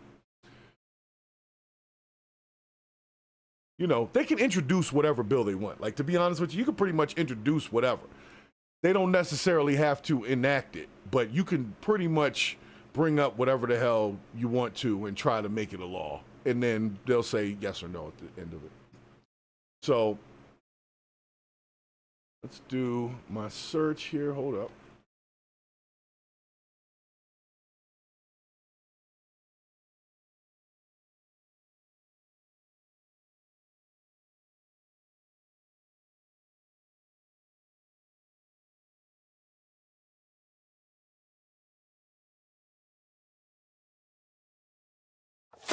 All right, hold on. I'm sorry, guys. I had to bring up this other clip over here. Thanks for subscribing. What is that? The Freakzilla? The Freakzilla. The Freakzilla is in the chat. There you go.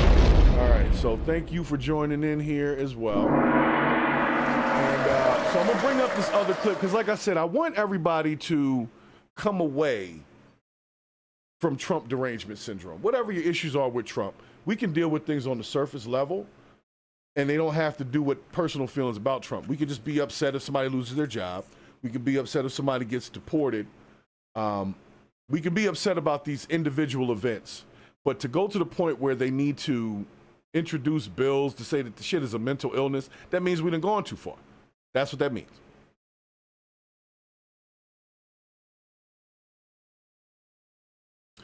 All right, man. Bear with me just a moment.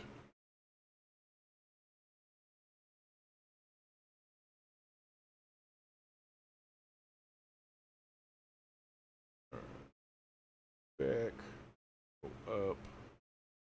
All right.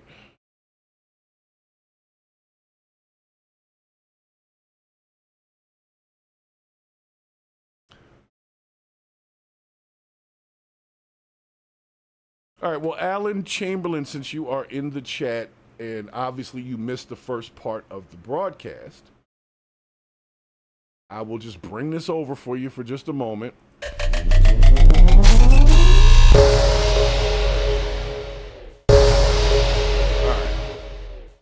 Since this is what we're doing, I'll bring it back one more time. Since Alan Chamberlain wanted to make the situation about whether or not he wanted to just Google the shit I was talking about. But here it is. So it's a Senate, State of Minnesota, 94th session, SF number, whatever. If you can see it, I'm hoping you can see it. And there we go. All right. And you can see in the Trump derangement syndrome here in the highlighted part. Good? All right. So, go back to my life cam here. All right, so everybody saw it this time, right? So I don't have to go back. You know how it is when you were in school and that one kid tunes out for a couple minutes and then they ask the question and the teacher got to stop and go back for that one question that you know you answered, but they just weren't paying attention at the time. That's how that felt. But I'm hoping that you're satisfied, Alan. I hope you're satisfied on that. Made it about you for a second. So back to, damn it, I forgot what I was doing here. Is this it? Yeah, it was this one. All right. So we're going back to our Trump derangement syndrome, which would have been, what is it? You messed my whole thing up. All right, I got you. All right. So back to what we were talking about here. Sorry, guys. This is why I try not to do that. Go back to our left monitors and our other monitors. Go here. All right. So nonetheless, we're going to talk about this as Trump outlines his first 100 days. Thank you so much for being here. You are the first president since Grover Cleveland to win non-consecutive terms. Republicans now have control of the House and the Senate. Right. What do you plan to accomplish in your first 100 days in office? Well, we're going to do something with the border, and very strong, very powerful. That'll be our first signal, and the first signal to America that we're not playing games. We have people coming in by the millions, as you know, and a lot of people shouldn't be here. Most of them shouldn't be here, but we have jails being emptied into our country. We have mental institutions from all over the world being emptied into our country. So we'll be doing that. We're going to be extending within that period, or as soon as we can, the Trump tax cuts, because, you know, they're coming due and they're very substantial for people. And it would be very, I think it will anger a lot of people, frankly, if we don't get an extension of that. That's what led us to one of the greatest economies ever. And those two things are going to be very vital, very important. We're going to be focusing on crime in the cities, and we'll work with Democrat governors. Most of them are, as you know, if you look at the 25 worst places, they're just about all Democrat-controlled cities and states, and we're going to be working with Democrat governors and Democrat mayors, and I look forward to doing it. But we have to do something about crime, and mostly in our cities. And we're going to have a lot of other things. We'll be working on nominations. We're going to still be working on some nominations. I think they're going very well. We have, for the most part, I think they're going extremely well. It looks like Peter's doing well now. I mean, people were a little bit concerned. He's a young guy with a tremendous track record, actually. He went to Princeton and went to Harvard. He was a good student at both. But he loves the military, and I think people are starting to see it. So we'll be working on his nomination along with a lot of others. We are going to delve into your nominations, but since you bring him up, do you still have confidence in Pete Hegseth? Yes, I do. I really do. He's a very smart guy.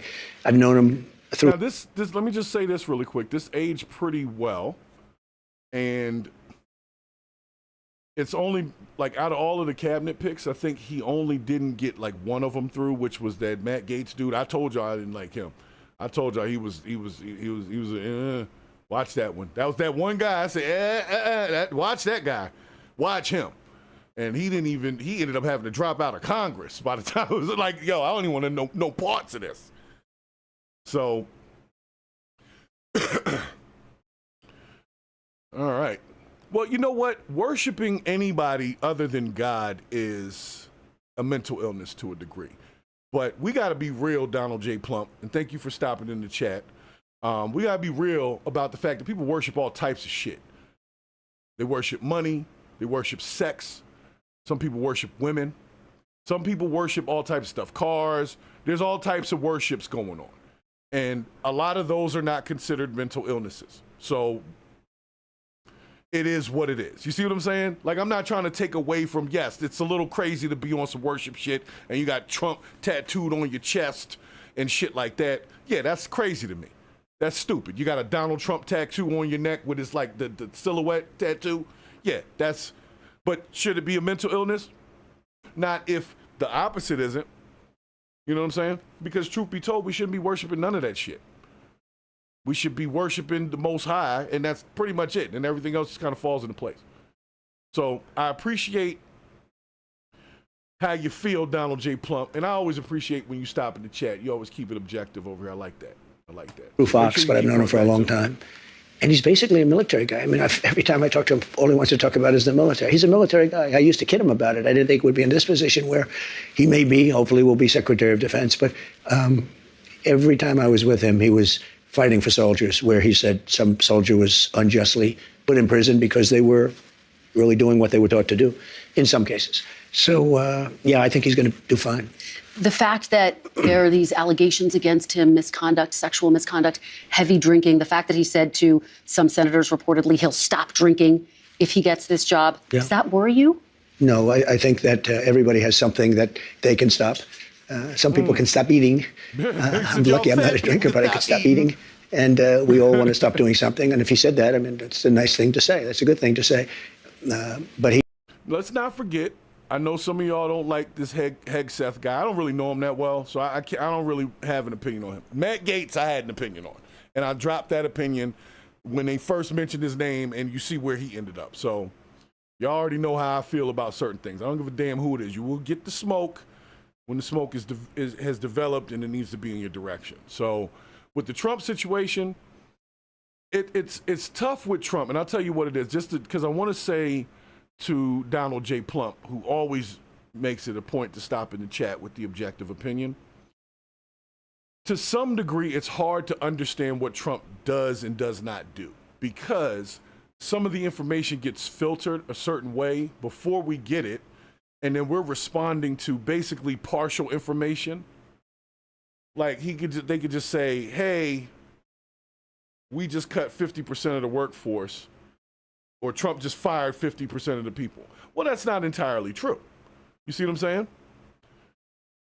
If he fired 50% of the workforce, then that's who would be coming back right now. There was a federal judge that said the fired people could come back, but the ones who agreed to a severance package don't come back, and they got 6 months of pay. So is he firing everybody? Maybe he's downsizing the government. Maybe he is, maybe he isn't. But he's not just kicking everybody out on the fucking streets. So we're not going to act like that. You see what I'm saying? If I lost any of my at-will employment ass jobs that I've had over the last 25, 30 years, nobody was giving me months of my same pay, no matter how long I had worked for them. Even the severance packages were like, at best, you'd have to be a CEO to get a 6 month. So the regular, average, everyday American does not get that type of favor when it comes to reductions in force or layoffs. So as mad as we may have been about that, it wasn't like everybody just didn't get another paycheck. Now, granted, there are some retirement benefits. There's some other things that I haven't been able to delve into. But what I'm saying is the story that came across was that he fired 50% of the people. When people get fired, actual firing, that's how you get unemployment. If you take a severance package, you may not get unemployment. You get your severance package. So saying that that's what he did was not 100% true is what I'm saying. So it's like you got to take everything in, then you got to go spend 2-3 hours freaking researching it between 4 or 5 different things. You got to go to the legal documents from the actual White House, the actual stuff he's putting out. Then you go to 2 or 3 interviews. You got to go to Fox. You got to go to MSNBC. You got to go to CBS, and you got to go to ABC and check out News Nation every once in a while too. You got to go around the whole gamut in order to get real information these days. So what we're not going to do is we're not going to act like that's not what's happening. But what I do want to say is, in the first 100 days, it has been complete freaking chaos. But some of that chaos could have been avoided. And not just by electing someone else. I don't want to hear that shit. America elected who they elected, and it is what it is, right? But some of the chaos that has ensued has been because we are already at conflict, and the expectation is that we're going to remain in conflict for the next 3.5 years. And I don't believe that. I believe that if we tone down the rhetoric a little bit and stop acting like Trump derangement syndrome is a mental illness, instead of just saying, yo, chill the fuck out and live your life because you didn't lose your job. I'm not saying don't be upset for somebody that did, but obviously this isn't as widespread as you say it is. So let's be real. Let's figure out how to navigate our local situations. And if we want to deal with this Republican versus Democrat thing, you deal with that in 2026 in those elections. So go make yourself informed about that instead of just standing in front of buildings singing and shit. It's not doing nothing. The raw numbers have no effect anymore. So what you got to do is watch what he's doing and navigate the shit. Don't just be angry about it. It doesn't do anything. I'm telling you, I promise you, if all you do for the next 3.5 years is be angry at Trump for being the president, you will get absolutely nothing done. You will be in the exact same spot you are right now, angry and pissed off without whatever the hell it is that you think you want or need 4 years from now. And then what you going to do? Be angry at the next person? What if the next person turns out to be a Republican? You going to waste 4 more years being pissed? Or are you going to get your shit together and figure out how you can navigate this stuff? Because somebody's going to navigate it. Somebody's going to make out. Why can't it be you? I heard recently that Trump is talking about removing federal tax for anybody that makes less than $150,000 a year. Now, if that's per person and not per household, that's awesome. Y'all can hate what you want. But most households in the middle class, one person does not make more than $150,000 a year. Most households. Now, granted, there are some upper middle class, upper class households in general, but this isn't white people that make $150,000 or less. This isn't black people that make $150,000 or less. This is simply people in America that pay taxes who make less than this amount would not have to pay taxes. You can't tell me that that wouldn't benefit some people. But because we just don't like Trump, we can't even say, hey, you know what? That's all right. You see how, and that's where the syndrome comes from. Because even the syndrome will tell you that even when something is okay, it's not okay. Some shit ain't okay. Some shit is. But if you're stuck in one lane, it doesn't matter what happened. That's why they didn't clap for the cancer baby, because they were stuck over there. And like they say, if you don't stand for nothing, then you fall for anything. And if you want to fall for anything, then you can sit over there and just be mad about dumb shit, like not the fact that people weren't giving this child his props, but the fact that he had the child there to get props. I get it, but it's still stupid. I get the point. I see where you're coming from on that, but that doesn't take away from the fact that that's that child's life and his memory too, and we want him to remember good things because he's the one that had a freaking gash across his head and had 8 different surgeries for the last 6 years of his life. So let's keep it a buck over here. That shit was messed up, man. Whatever your reasoning, you can stand on it. That's fine. It doesn't mean it wasn't messed up. That's all I'm saying. Everybody want to be like, well, because I believe it, it's not messed up. Shit can be messed up that you believe. It can be. And that was messed up. So I'm playing this clip because this was apparently before the first 100 days of Trump's presidency. And I just wanted to see if it aged well, considering what he was saying when he first got elected but wasn't quite in office versus what's happened in the first 100 days. I believe that Donald Trump is strictly business. That's me. I've been watching the stuff he's been doing, and it's all about business for him.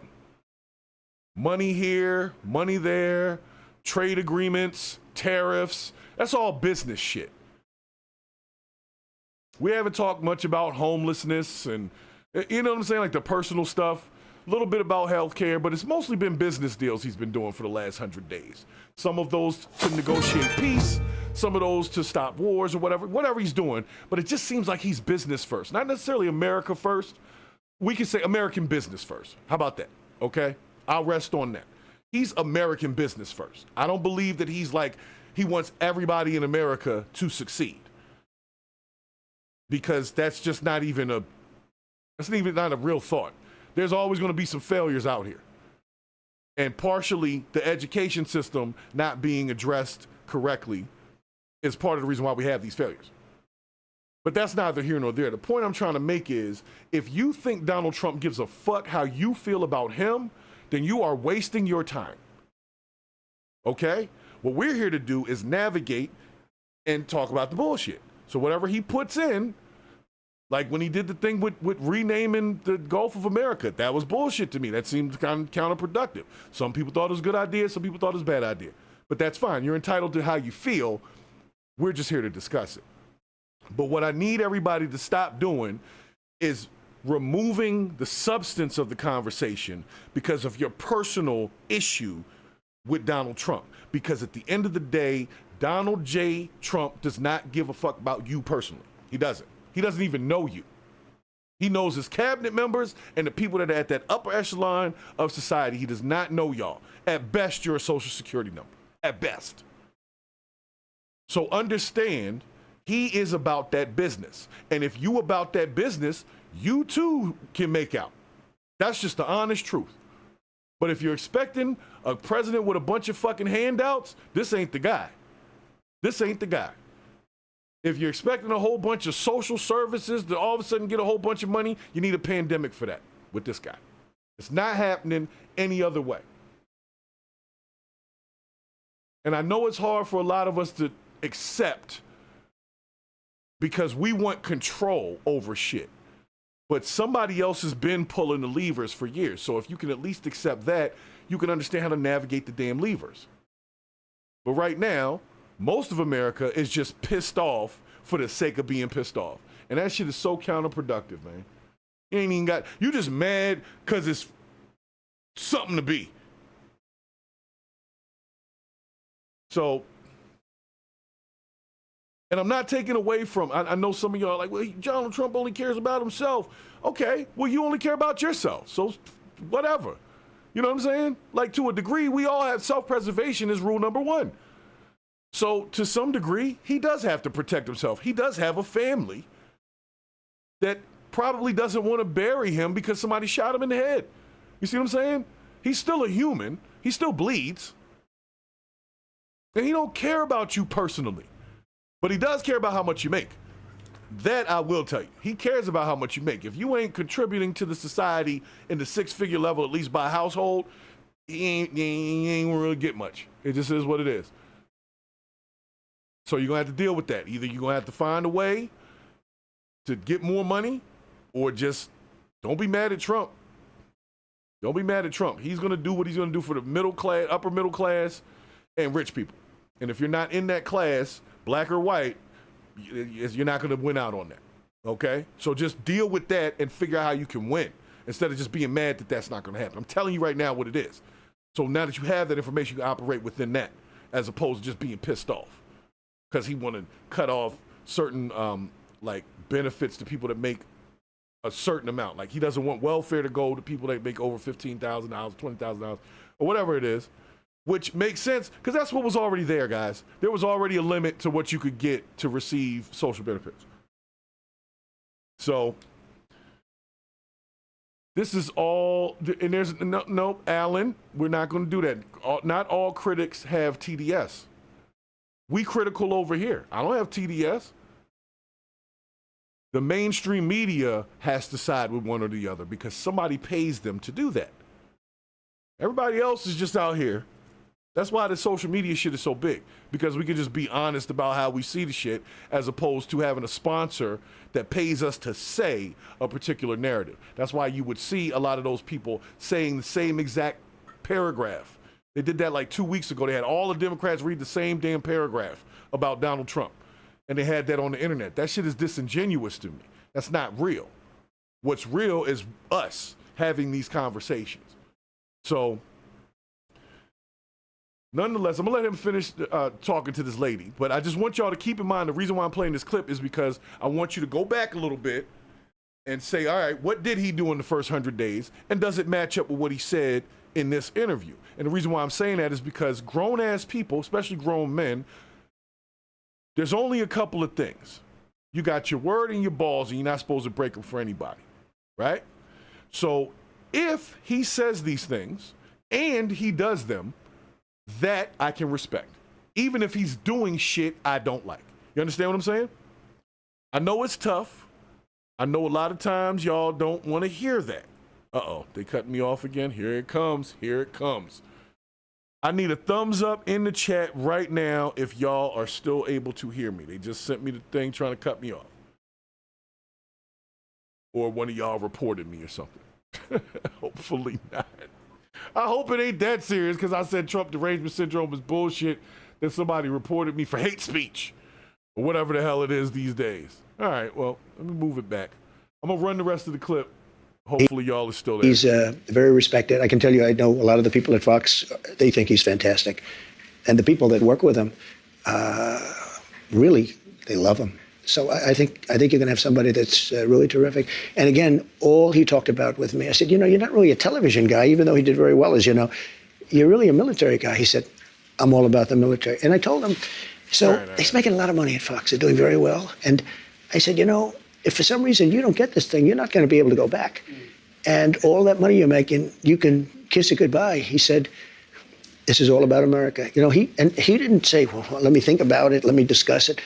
That's a very big, risky thing he's doing. When he goes and he says, I'm going to give up, you know, millions of dollars in order to possibly become the Secretary of Defense. A lot of people would say it's a great position. It's probably almost no greater position, but a lot of people would say, I have to think about it. He said, I don't have to think about it. The entire world is racing into the fourth turning and the greatest quickening. Our species is... All right, so my first question is, in looking at some of the things that he outlined there, is he actually sticking to what he said? Because that's what his voters voted for, was the shit he was saying. And if nothing else, there has to be something in him at least trying to keep his word. Like I said, I don't like a lot of shit that he be doing. I don't. But what I can say is, if he say he gonna do the shit, he gonna try to do the shit. So if he say something and you have a ability, it's almost like foreshadowing. If he say something and you don't like it, you have a moment before it actually happens to try to get yourself in the right place so that you're not dealing with the bullshit. So this is I don't know if you guys know who Lawrence O'Donnell is. I have never been a big fan. I did not make... But it's only because recently he's become really unhinged. And he's like a Trump derangement kind of guy. Like this guy, Lawrence O'Donnell used to be very calm when he was doing his reporting, right? All of a sudden, this dude is like scorched earth type of shit. Like he just went weird.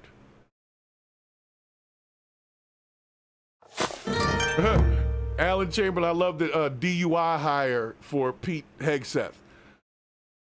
And I love the fact that y'all are having this conversation, but I want you to keep it in mind. If Pete Hegseth has an alcohol problem, let's just be real. Alcohol is the only intoxicant that had to be put into the damn U.S. Constitution. So if you think they don't have alcoholics in Congress and all that, we'd be wrong to say that. I'm not saying that Pete Hegseth gets a pass. I'm not saying he gets a pass. What I'm saying is he's just like the rest of them motherfuckers. So if we're not going to call the whole thing out, then we can't just be plugging at Pete. Pause. That's all I'm saying. I'm not saying you're wrong. I'm saying, all right, let's open the door then. Let's talk about it. But if we're not going to talk about the whole situation, then why bring it up? He was down there with them people. They voted. They confirmed him. What you going to do about it? Nothing. Other than navigate. Even if you have your Democratic, Republican, whomever's vote certain ways, once the shit is over with, it's over with. So when we sit there just harping over what already happened, meanwhile the shit's moving forward, Trump's doing 10 other things the next damn day that we're missing because we pissed about some shit that happened 2 days ago. And they mess you up online now. They show something from 2 days ago, you think it happened today, you angry about some shit Caroline Levitt said 2 days ago, and really, you thinking it happened today. They're messing your heads up. But at the end of the day, this man is doing what he said he's going to do. Now, you can't tell me that he's lying about everything, because I remember him saying that he was going to shut down the Department of Education.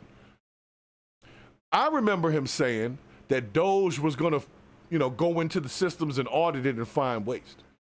I remember him saying that he was going to rename the Gulf of Mexico to the Gulf of America. I remember him saying that he was going to put tariffs on Canada if they didn't do what he wanted them to do.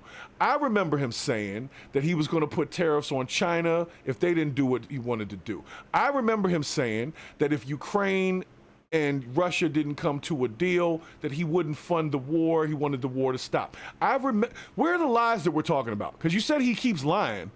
And I just remember all of these things that later on I saw either try to happen or happen. I mean, just be real. If you're going to tell me that man lies about everything, then why am I able to spit off 10 fucking things he wasn't lying about? So instead of saying that, say he lied about this, and then we discuss that. Because I can't have a conversation with you about Trump lying about everything if I just debunk the fact that he's not lying about everything. Now we can't even talk if that's your angle, because I already killed it. But if you have a specific topic, we can discuss it in its individualization and address it there. That's why I can't talk with some of y'all. You equate everything to everything. Everything ain't everything. Some things are just what the hell they are, and other things are other things. And it's that simple. So like I said, if you're going to tell me he lies about everything, then we can't have a real conversation, because I just gave you a bunch of shit he wasn't lying about. that he said a while ago, and I'm watching. Didn't he say he was going to start deporting everybody? What happened? Now, what, you going to bring me back to the price of eggs? Well, let me give you a quick update. The price of eggs came down 50 cents this past week. And gas came down a little bit. So what else was he lying about, man? And I ain't no Trumpaholic, yo. I'm just a person looking at shit. So if you tell me something's a lie, I'm going to go look. And if I find it to be true, then what I will call is bullshit upon you that told me it was a lie. So if you want to come into the purge of the BS, the purge BS, you got to bring your receipts. You can't just come in here with blanket statements. Black people need to watch out. They're about to be deported. Where, Sway? Where's that happening? You see what I'm saying? That's a dumbass conversation to have. That's that TDS shit. Doesn't even make sense what you're saying. And you think it's a major topic that we need to be talking about. It don't even make sense. So you tell me what he's lying about. And Donald J. Plump, don't even say he never told you about Doge. I know you trolling me on that, because if you didn't know that Elon had the Doge emblem on X months before this shit happened. Months. So how's he lying about that?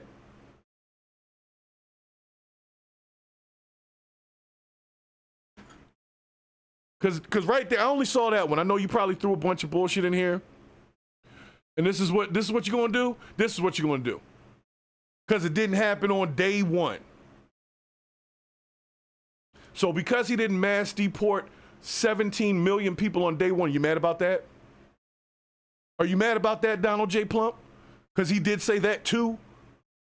So are you upset he didn't deport people, or just using the fact that he didn't do it to say that you lied about this? That's dumb as shit. You see what I'm saying? You either on this side or you're not on that side when it comes to deportation. But I'm going to tell you right now, he didn't deport everybody on day one. But guess what? If you thought that was even fucking possible, you got a whole different problem you need to deal with. Some shit ain't even possible. But you're not going to tell me he lies about everything. You understand what the word everything means, right? That's like always. Everything that come out his mouth is a lie. Okay. Then why do I have 10 things that he just told were true? So if you want to say he lied about whether or not the Ukraine war would end on day one, is Ukraine fighting right now? Or are they at the damn table trying to make a deal and rushing them? They talking, right? They talking. So are you really mad about that? No, you just on some troll shit right now. You see the difference. And how the hell Donald Trump can end anybody else's fucking war in one day? I don't know who believed that, but at least he took steps towards it instead of just sending freaking missiles over there and saying, keep shooting. So it wasn't a lie. He had Zelensky in the office. He's talking to Putin. Like, okay, not day one, but you can't say he's not looking into it. So if you want to split hairs on a whole, well, he didn't do it day one, then be mad he didn't deport 17 million people on day one. Sorry, you can't do that, because then you would be going against the narrative of, I don't want people to be deported because there's families involved. And we need the, the workforce and people to pick fruit. And that racist ass shit that y'all be saying. That's dumb too. You see what I'm saying? But if we're mad about what he didn't do on day one, how are we navigating day 60? How are you navigating that? How's that working out for you? How's it working out for your blood pressure? Anyway, you're not going to tell me anybody's an always anything if they ain't always anything. Because that way, you can't deal with shit like that. Now, granted, credibility can be lost if somebody's known for lying. I'll give you that. But actions speak louder than words, and everybody knows that. So if you said some shit, like I said, when he talked about renaming the Gulf of Mexico, I thought the dude was joking. I thought he was trolling. And next thing I know, there's a freaking executive order that says that. I said, God damn, even the shit I didn't think he was going to do, he's trying to do. So you know what? I put it past all that Donald Trump be lying about everything. No, Donald Trump be telling too much truth. And if you pay attention and listen, you might be able to navigate the shit and win. That's all I'm saying. Because he tell everything. He's almost like a mouthy ex, just talking all types of shit at all times. And if you listen in, you'll pick up on some gems. But anyway, I'm going to let Lawrence, I know I got out of it for a second, but I hate when y'all do that shit with the blanket statements. That's not how the Purge the BS happens, okay? That's BS. We don't do blanket nothing over here. It is what it is when it is what it is. And whatever it is gets dealt with accordingly over here. I did not make that same pledge when you did. You're not going anywhere, are you? Well, here's the thing. This is day 52. I thought it was day 92. It turns out it's day 52, Rachel, and I'm exhausted at day 52. And so I'm going to take next week off. And I'm telling you that now because I know you don't like it when I just drift away, and I don't. But just taking next week off. Then I can come back and go with you all the way to the 100 days. And I know we all tell each other you have to take care of yourself, you got to pace yourself, you got to be in this for the long haul, so I can't hold it against you, but I'm very sad. Can you hold this against me? I'm going to get a head start by taking tomorrow off. Yes. Yeah, I thought you might. I can hold against you might. I thought you might, Rachel. Yeah, okay, I'm pre-mad right now. Yeah. It's like, and it's not even tomorrow yet. Yep. Yeah, that's why. Take me. Can I go with you? Where are you going? No, Don't tell me where you're going. You said 100 days. You said 100 days. You can't. 100 days. On the 101st day, Rachel, you and I, we're yeah, right. Right. Happy day 50. All right. Well, Lawrence O'Donnell, like I said, he's been really going through it lately. If you know, for those of you that watch MSNBC, I do check out MSNBC, and Lawrence O'Donnell used to be like this really calm, kind of straight ahead sort of reporter. He wasn't really loud. He didn't yell a lot. He was just very like even keel is probably the best way to describe it. I didn't know him to be unhinged, but in the last couple months, like he really changed. His show kind of got dark, and so I'm not surprised to hear that he decided to take some time away. But that should say something to y'all. This man is getting paid to give y'all the news, and he's exhausted.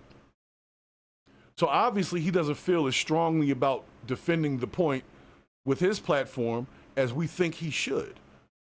He's got a major news network. So if he feels that the world is crashing down around him, this is his platform to utilize to get that information and message out. Why would you step away from it? Why would you shoot yourself in the foot that way?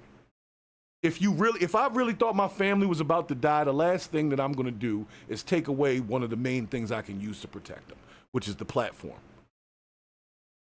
So I don't know what is going to happen, but what I am saying is when news people are tired of the news, which is what they do, they're tired of it. You know why they're tired of it? Because it takes too much energy to just be mad about shit.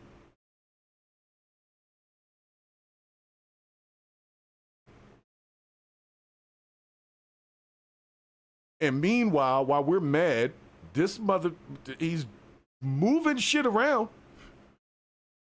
Meanwhile, while we're mad, rockets are still landing on platforms. Somebody's paying for that. Meanwhile, we over here just mad about what? I'll tell you what. Anybody in the chat, because it's like 100 of y'all in here right now. So I'm going to venture to say that 100 of y'all, out of 100 of y'all, one person, please raise your hand and let me know that you are a federal employee who was fired, not severanced, but literally fired without pay. Anybody? Thumbs up in the chat. Let me know if you exist. Not saying they don't exist. What I'm saying is I want to see if they're here.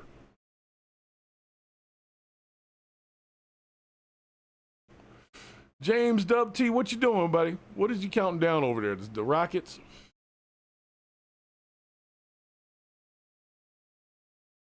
Anybody in the chat? Anyone? Since you're so mad about it, it should be personal.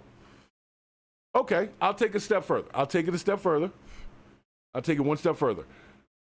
Put a 1 in the chat if you are directly related, and I mean directly, wife, husband, sister, brother, mother, direct relation, nuclear family relation to someone who was fired without pay from the government in the last 2 weeks who was not a probationary worker. Let's start with that. Who was not on that probation situation, because those people are apparently getting to come back. So anybody, please give me a number one in the chat if you have a direct connection to someone who was fired directly without pay. Okay? Now, I'm talking about from the federal government, not just in general, because people get fired all the time. But I'm talking about from the federal government. Pleasant Gift, thank you for your piece in the chat. Because out of 30 or 340 million or billion or whatever, billion people. Oh boy, we're back to Jan 6 again. Damn it. All right. You know, I keep telling you I didn't believe this shit was real. I really didn't. But I get it. The point I'm trying to make is 99.9% of the population was not affected by that directly. So we have the opportunity to kind of see where shit goes and navigate it. That's all I'm saying. So before we throw the fucking baby out with the bathwater, can we at least navigate the fact that we still have all of these lovely things that we had before this shit started? Instead of calling it chaos for ourselves, we can accept and be empathetic to those who have had to go through the hardship, but we can also be grateful that we don't have to deal with that shit for those of us that don't. And then we can look at this, navigate it, so that we don't have to be caught up in the BS. That's the navigation. It ain't about passes and shit. Y'all just want me to be angry at somebody. I don't have the fucking time for that. I got grandkids and shit. Like, my life is not, I can't. That's why I got to purge it. That's why it's got to come out. Because if I hold it and I'm just angry at somebody, what is that doing for me? Nothing. If I don't like Donald Trump, what the hell does that change? If I do like Donald Trump, what does that really change? Nothing. So that's why I'm talking about the topics, the substance of it. I can't change January 6th. I can't. I wasn't there. I don't really know what happened. I saw some people storm the Capitol. That was wrong. People went to jail. I was okay with that. Some people got pardoned. I wasn't a big fan of that idea. But can I change that? No.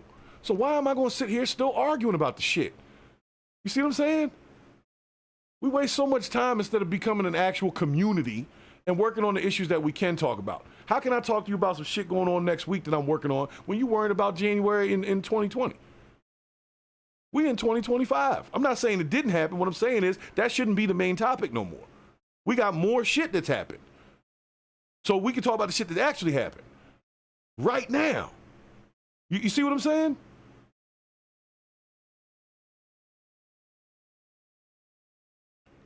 R, thanks for stopping in the chat, asking the question of what can we do to prevent January 6th again? You know what we can do to prevent January 6th again? And I know this is going to sound cliche. We all need to start figuring out how to get along. That's what we need to do. I don't know about January 6th. I don't know about the elections. I don't know about what happened at that point in time. But we can learn from that experience and not have it happen again. Let me tell you what. I was worried that there was going to be another January 6th on the opposite end this time around, especially from all the rhetoric that I had heard, the assassination attempts. There was a lot going on. I have family that lives in D.C., and I was telling them, hey, you might not want to be down there come Inauguration Day, because I was worried. And then what happened Inauguration Day? Nothing. Nothing. Now, do I believe that that might have been different had he lost the election? Yeah, I believe that a couple of radical MAGAs would have been down there on some dumb shit. You see how I can be impartial there, right?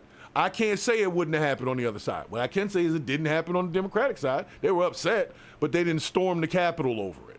So good job for not letting January 6th happen again. You see how that worked? It didn't happen again because it had happened already. So we're not going to... I know some people were harmed on January 6th. I know it was a bad day for America. It was. But There have been 3 or 4 more January 6th as far as the date that have happened since. What have you done in them last 4 years to either prevent January 6th from happening again or to move on with your life? Because if you haven't done either one, then you don't even have a real block to stand on there. You're worrying about January 6th, but what you going to do? What you're going to do is not be the fuck down there and doing some fuck shit. That's what you're going to do. And you're going to tell anybody that you know to not go down there and do fuck shit, like I did on my podcast. For those of you that are new to the channel, when that time was going on, I was telling everybody, yo, whatever happens on election night, everybody needs to chill. Everybody. Because we don't need January 6th to happen again. So those of y'all that have a question about how I feel about that, you should have been tuned in back then. Okay? Because it's not going to go anywhere if all we do in this fight. I know y'all know better than that.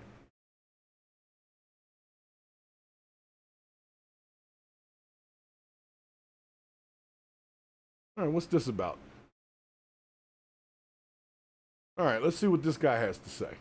This is one of Trump's cabinet just people. Keeps racking up the wins, huh, Sean? President Trump has gotten Rosie O'Donnell to self-deport from the United States of America. You know, it wasn't explicitly one of our campaign promises, but it is a major first 100-day achievement, Sean. So you are welcome, America. Thanks to President Trump, Rosie O'Donnell has self-deported. You don't have to worry about that problem anymore. Well, President Trump just keeps racking up the wins, huh, Sean? Oh, that was a short clip. I thought it was longer than that. All right, let's see what we got here. All right, we got stocks. Is it stocks? All right, here we go. Now we're on some business shit. So the stocks have fallen immensely, especially recently. I know the Tesla stock got crashed like last week. So apparently in Trump's first term, stocks did well. Right now, as you can imagine, with the tariffs and all that other shit, stocks are doing horrible. But this is expected, right? I mean, I don't know if maybe I was the only person that this is like, yeah, that's what I was looking at. Shit is crazy. It's chaos. And with chaos comes crazy. So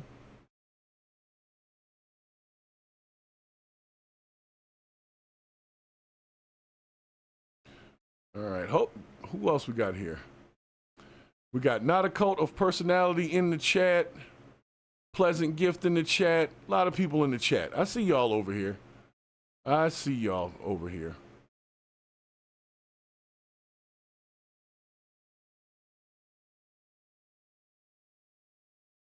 And what else we got? I'm just trying to make sure I didn't miss any good comments and anything else there. Let's see, who we got in the chat?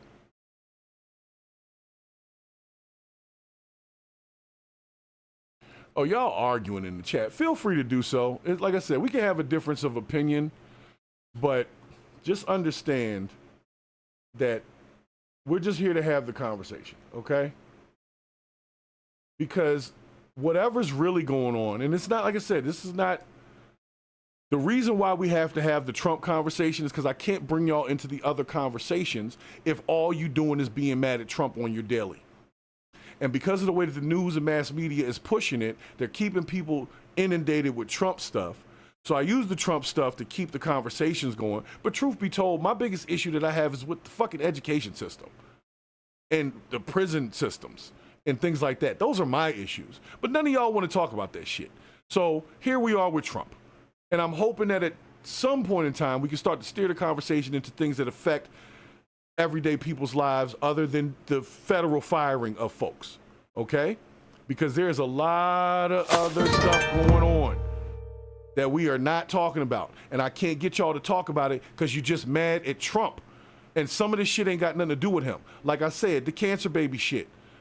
Everybody mad about the child being there because Trump brought him there and totally forgetting about the fact that this was a cancer survivor and we should just be nice. And say, you know, thank God for that. And then leave it at that. Something sick with y'all with that shit, man. You can say what you want about me.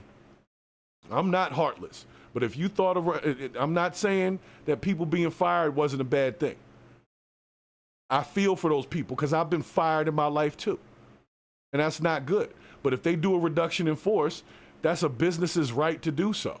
And the federal government, as far as some of y'all may not want to admit, is a freaking business. And if the business ain't running right, people are going to get fired. It is what it is. I'm not saying that I'm happy about it. What I'm saying is, what am I supposed to do to control that kind of shit? What I can do is come to the aid of somebody who may have been fired and help put them into a position in the private sector that I know about because I have those connections. That's how I fix things, instead of just fucking complaining all the time. Anyway.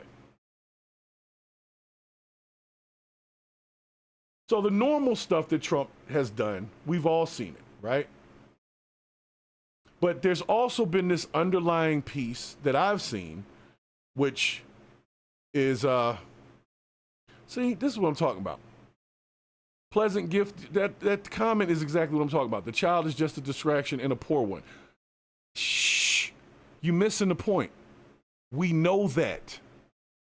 But it was a setup to make the Democrats look either heartless or treasonous to their party.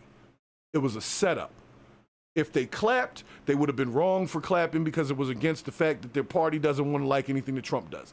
If they don't clap, then they're heartless because it's a cancer baby and they should give them some love. Okay.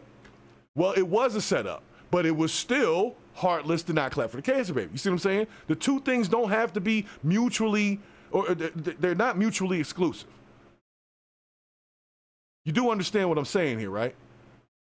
I agree that it was, I call it was puppies. Like when you bring puppies onto something, nobody can be mad because you got puppies. It's like, oh man, I can't hate on this. There's freaking cute ass puppies in it. That was his puppies. He brought puppies. And you can't deny the puppies that are cute, right? So that's what he was trying to do. And he put them in the hot seat and made them make a decision, and the choice that they made was the one that they made. Doesn't mean that that child didn't deserve to get a small, soft golf clap. I understood why they did what they did. It doesn't change what they did. So when you're ready to be objectively true to that, then we can have a real conversation. But you're not going to just tell me this kid is a distraction, because what was the distraction? He honored a child who had cancer. So whether you like him or not, the child didn't deserve to not get a small applause. Okay? The distraction, he was a distraction so that y'all could be mad about it on either side. I told you it was a setup.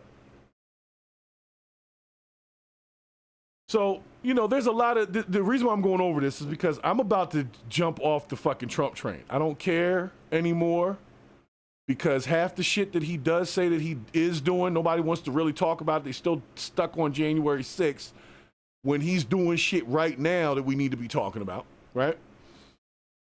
And then, on top of it, it's not changing the local landscape at all. It's not changing the local landscape at all.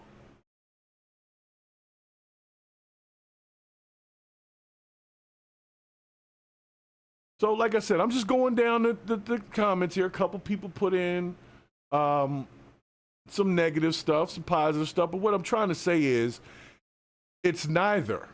It's neither all negative nor all positive. And if you're on either side of that, then you're not being honest. Some shit is good, some shit ain't good. Okay? And it's not some shit is good because it's Trump and some shit ain't good because it's not Trump. No, it's literally just some shit is good and some shit ain't good. Why we can't just understand that that's the angle? You see what I'm saying?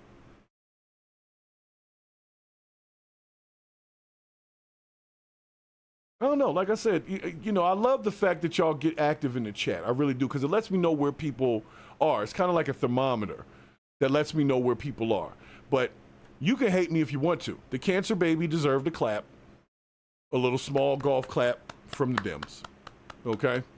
That's all they had to do was this. You see what I'm doing? You see how hard that is to do that? That's all they had to do. Not even make a lot of noise. Just golf clap. So, you know what? Like I said in the thing before, if you really think that just because you feel like the baby might have been a distraction, and I'm calling him a baby, but the boy's 13 years old, okay? But because of the health issues, he didn't look that old. But he was 13 years old. People picking on him and stuff like that. So let's have a heart for the kid too. Just like we want to have a heart for the people that lost their jobs. We want to have a heart for everybody that's going through something. We want to have a heart for those people who lost their lives because some crazy ass person, illegal or not, did some fuck shit and they ended up unalived. We can have a heart for the parents of children that were lost. We don't have to take sides on shit like that, y'all. We don't. I don't know who told you have to. Who lied to you and said that you can't feel a human emotion because of a political party that you have? Who told you that bullshit? Because that's bullshit. I can't feel humanistically that a young child can get a golf clap because I'm Democrat? The fuck is wrong with y'all? This is why I can't affiliate with no party, because y'all all stupid. That's dumb to me. You see what I'm saying? Like, it doesn't make sense to me that I can't look at shit objectively because I'm with y'all or with y'all. Fuck y'all. I'm with me, my family, my shit. And if my shit says it's good, then it's good. And if my shit says it's bad, it's bad. Don't care who it comes from. So stop letting the media say you got to take a side to be a fucking American. The side is America. Some stuff don't really affect all of us. Like renaming the Gulf of Mexico. It was goofy, but what does it change? Nothing. It doesn't mean like now we got to pay a fucking toll to go over there. So at the end of the day, I really didn't care. But if you decide to slash $800 billion out of Medicaid, I want to know exactly what that affects. And I haven't gotten that information yet. See, that's what I'm looking at. You just tell me you slashing it for Medicaid. I don't know what the fuck that means. That could be inflation and inflated growth. That could be people that were getting checks that wasn't supposed to, or people that were defrauding the system. I don't know where that money comes from. So until it's broken down, I can't say if it's good or bad. But what I do know is the people in my life that received those benefits still got them this month, and there wasn't no cut. So I have to look at it that way to say, all right, something's happening, but it's not hitting here. So let me go do some research and see what they really doing. And then that's it. Fuck if it's Trump. You see what I'm saying? If Kamala Harris would have been the president and she came out and said, we're cutting $800 out of Medicaid, I would have still said, hey, that's where you cutting that from? And gone and done the research and tried to figure it out. That's it. It doesn't matter who's sitting in the seat, y'all. They just want y'all to keep fighting so we can be over here fucking arguing while they pulling shit from behind the curtain. And next thing you know, we got mandates to do shit that we didn't even talk about. If you're falling for the hype, I feel bad for you. But this is what it is. We are the pawns in the game. And pawns in a chess game get what? Sacrificed for the greater good of the team, so to speak. So why not be another piece on the damn chessboard? Stop being a fucking pawn. Stop. Stop. Not saying you can't feel. What I'm saying is if you're stuck in a feeling, then you're not fucking moving forward. And this Trump dude is moving forward. Every day. I think this nigga does executive orders on Sunday. Oh, geez. Sorry. I'm going to spit myself. He does executive orders on weekends, guys. So we don't have time to be worrying about 2020 right now. It has. I'm not saying it doesn't have any bearing on how you feel, but it really doesn't work on nothing that's happening currently. If you're just angry at Trump, fine. Be angry at Trump. But that doesn't mean you got to be stupid either. That doesn't mean you got to be out here trying to destroy shit. That doesn't mean you got to be out here trying to burn up Tesla dealerships and all that kind of stuff. You see my point? It's okay to feel. It's what you do as a response to that feeling that makes you look like a goofball and makes you look stupid. We can't have that. We all live here. The last thing I want to do is be driving through any area and have to be stopped in traffic because somebody wants to freaking protest when I got to go to work. Not saying don't protest. I'm saying be mindful. We got to go to work. At least let me get through on this lane. You know what I'm saying? Anyway, so what did Trump do in the first 100 days? I'm getting ready to get out of here. Only got a couple more minutes anyway. We'll spend some time with the wife. Because y'all over here arguing over this with Jasmine Crockett and all this shit. Man, y'all need to stop.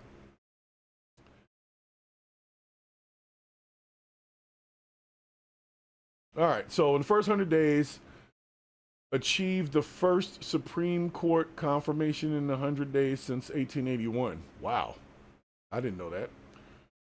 Now, some of this stuff is up for debate. I'm just reading what they put. Remove more job-killing regulations through legislation than any president in U.S. history. I don't know. I'd have to see how that works out. Because what job-killing regulations got removed? Because DEI wasn't really a killer, was it? Of jobs, it was extra jobs. Economic optimism has been renewed, with consumer confidence reaching its highest level in 16 years. Now that would go against the stock market thing we just saw. If economic optimism is renewed, it seems like people are having issues financially, and it's of course hitting the stock. Estimated savings, $18 billion annually. This is some independent women's voice. Like I said, we're going through a scroll here because the question was, how do people feel about Trump's first 100 days? And it seems like the most interesting piece is this Lawrence O'Donnell thing. Oh, here we go.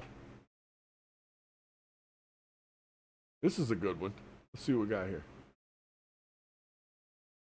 Hopefully this isn't some viral shit. Fuck. Every time, man. Every time. They're always doing that. Go this route. All right, so basically what they're saying is in Trump's first 100 days, he did 900 plus tweets, 19 golf outings, 0 Obamacares repealed, and 0 walls built. Now, that's all true. That is all true. Ain't no wall been additionally built. I don't know what they're doing with the steel that they bought to do it. But let's see what we got here. This is what they're saying. Let's play the video. Just think about what we can accomplish in the first 100 days. And then I'm getting ready to get up out of here. Y'all wilding today.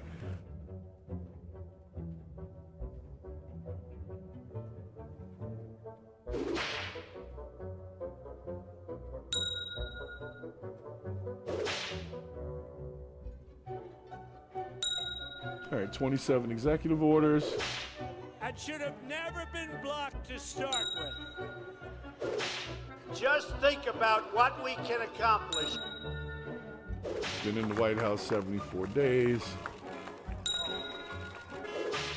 100 days of a Trump administration.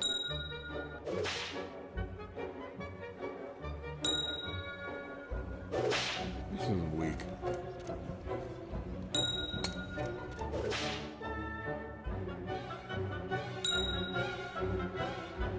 That's it.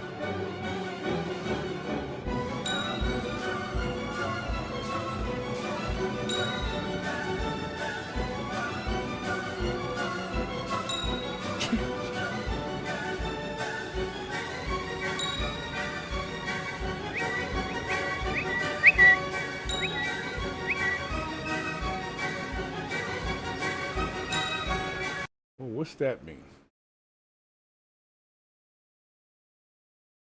All right, so the goal is to create 25 million new jobs in 10 years, I think it says. And so the average jobs added per month, is this net based on like the firings and then the amount of people that got hired? I don't know. But it's just an interesting one that all I've heard about is Trump firing people. So how's he adding jobs and firing people at the same time? It should be like a negative number, right? I don't know. Maybe I'm missing it. Maybe I'm missing what it should be. But I thought that if he's been firing everybody, especially if it's hundreds of thousands of people, then this number should either be lower or negative. Y'all tell me if I'm wrong on that, but I'm just saying that's what I thought. I thought he was firing everybody. So how's he adding 178,000 jobs? Can somebody please find out how they did that math? I don't know. Okay, let's watch the post. We are going to repeal and replace Obamacare. All right. Some people don't want Obamacare repealed, so this isn't necessarily a bad thing. Did he run on that again? Did he run on Obamacare repealing again? I thought that was the first term. First term, because I was like, he did that shit like the first week he was trying to do that. But, let's see what we got here. What is that? All right. Last one.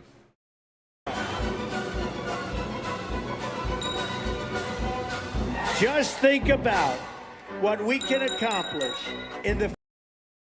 I thought his approval rating was higher than that. Okay, 42%. First 100 days of a Trump administration. All right, well, I don't know about that one. I feel like, first of all, some of their numbers were a little weird.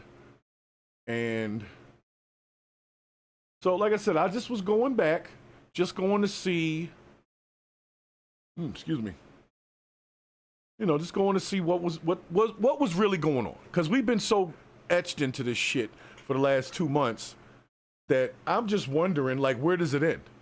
Because ain't nobody changed nothing. He's still the president. So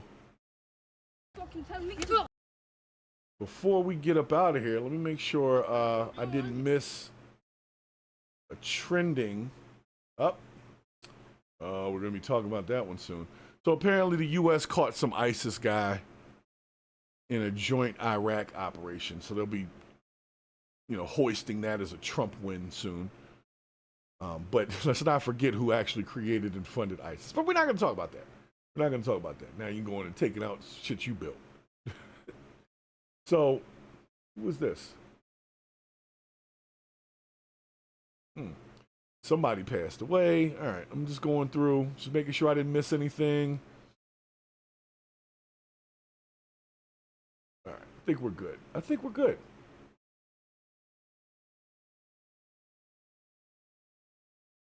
Yeah, I think we're good. All right, so nonetheless, I'm getting ready to close it out, guys. So I just want to thank y'all for stopping in. And I want you to take your Trump derangement, for those that have it. Go get that shit checked, because apparently you can, you know, in Minnesota, they're working on a way that you get some money for being diagnosed with it. Now, me, I ain't about faking no diseases, because I'm damn sure not deranged. I'm looking at the shit. It's either is or it ain't. Like, that's it. You see how simple it is? It's just like, did he or did he not? Yes? No? Talk about that. The next thing, did he or did he not? So I want to thank everybody for stopping in the chat today. Everybody, man. Everybody. Everybody.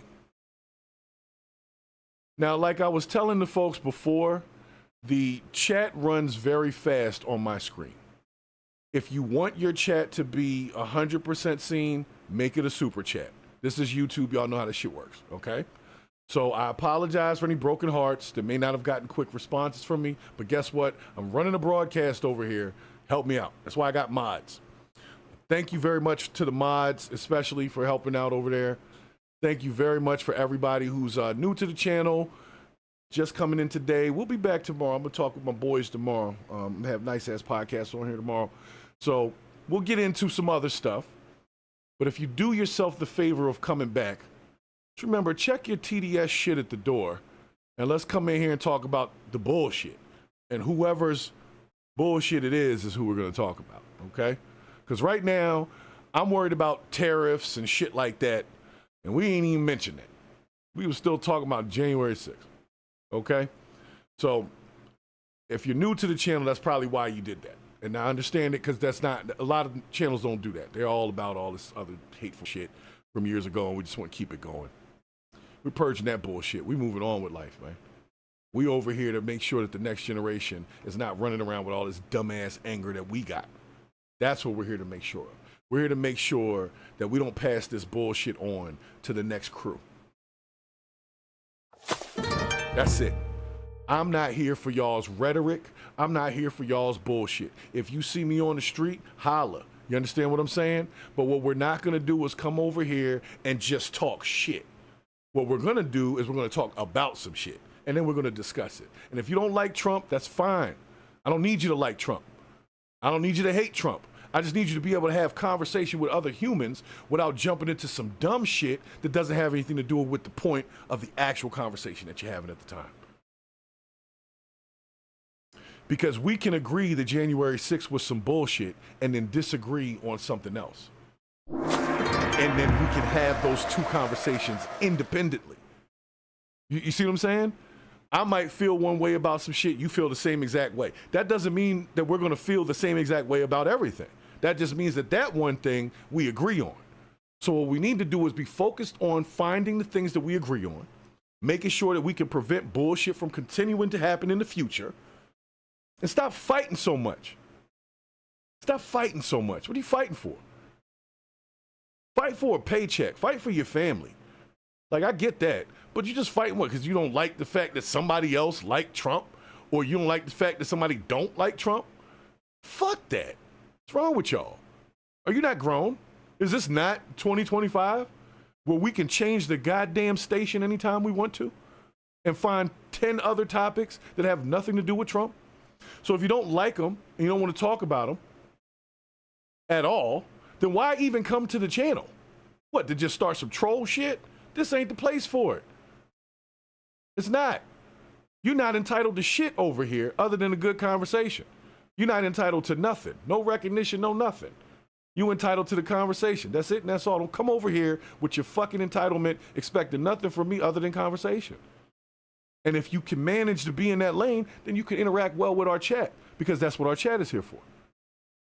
And if everybody's on that same accord, then we can have a constructive conversation that doesn't end with people just being pissed off for no reason other than the fact that somebody didn't agree with them. You're entitled to your opinion. What you're not entitled to is me. You understand what I'm saying? Or anyone else. You're entitled to your own time and your own self.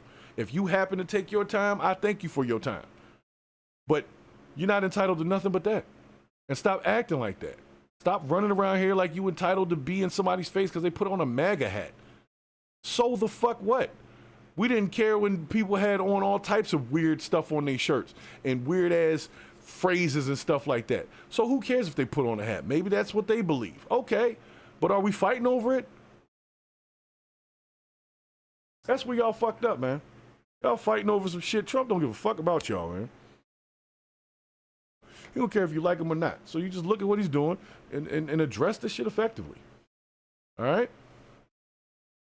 KRAR, thanks for stopping in the chat. And you got it right, man. We got to actually try to talk to each other and not just assume that somebody with a different opinion is just wrong automatically. Okay? And see what happens there? That's a good-ass comment that embraces the continuity of community. That's why that one got read. But when you come in here with the goofy shit, I'm not going to read that off. You have to pay for that. You see what I'm saying? Earn that shit, because you obviously see what we're here for. We're here to figure out where's the middle ground and how can we all navigate this shit that Trump is doing so we can all win. Because I can't change the fact that the man is the president, but I can figure out how I can win in this shit. And so can you. So if you want to spend all your time losing, trying to lose arguments or win arguments and shit, that's on you. You got a right to do that. But I'm going to tell you right now, it's a waste of your time. It really is. It really is. Really is, man. So thank y'all for coming into the chat here. I do have to get out of here because I got some stuff I got to do this afternoon. But I really appreciate y'all for at least giving me some of your time and giving me some of your, at least your ear. You know what I'm saying? Like I said, I know some of y'all get out in the chat because you're new to the channel, so you don't know what we're here to do. We're not here to get nobody to vote for Trump. That is not what the fuck this channel is for. Never was, never will be. We're here to get people to pull back a little bit so they can look at shit objectively and navigate it effectively. That's it, and that's all. So if you're here for the smoke, I'll give it to you if you come with some bullshit. But it's only because it's bullshit. It's not because of who you support or anything like that. It's because it's goofy. And we have to address that so that we can have the real conversations and get to the new shit. Okay? So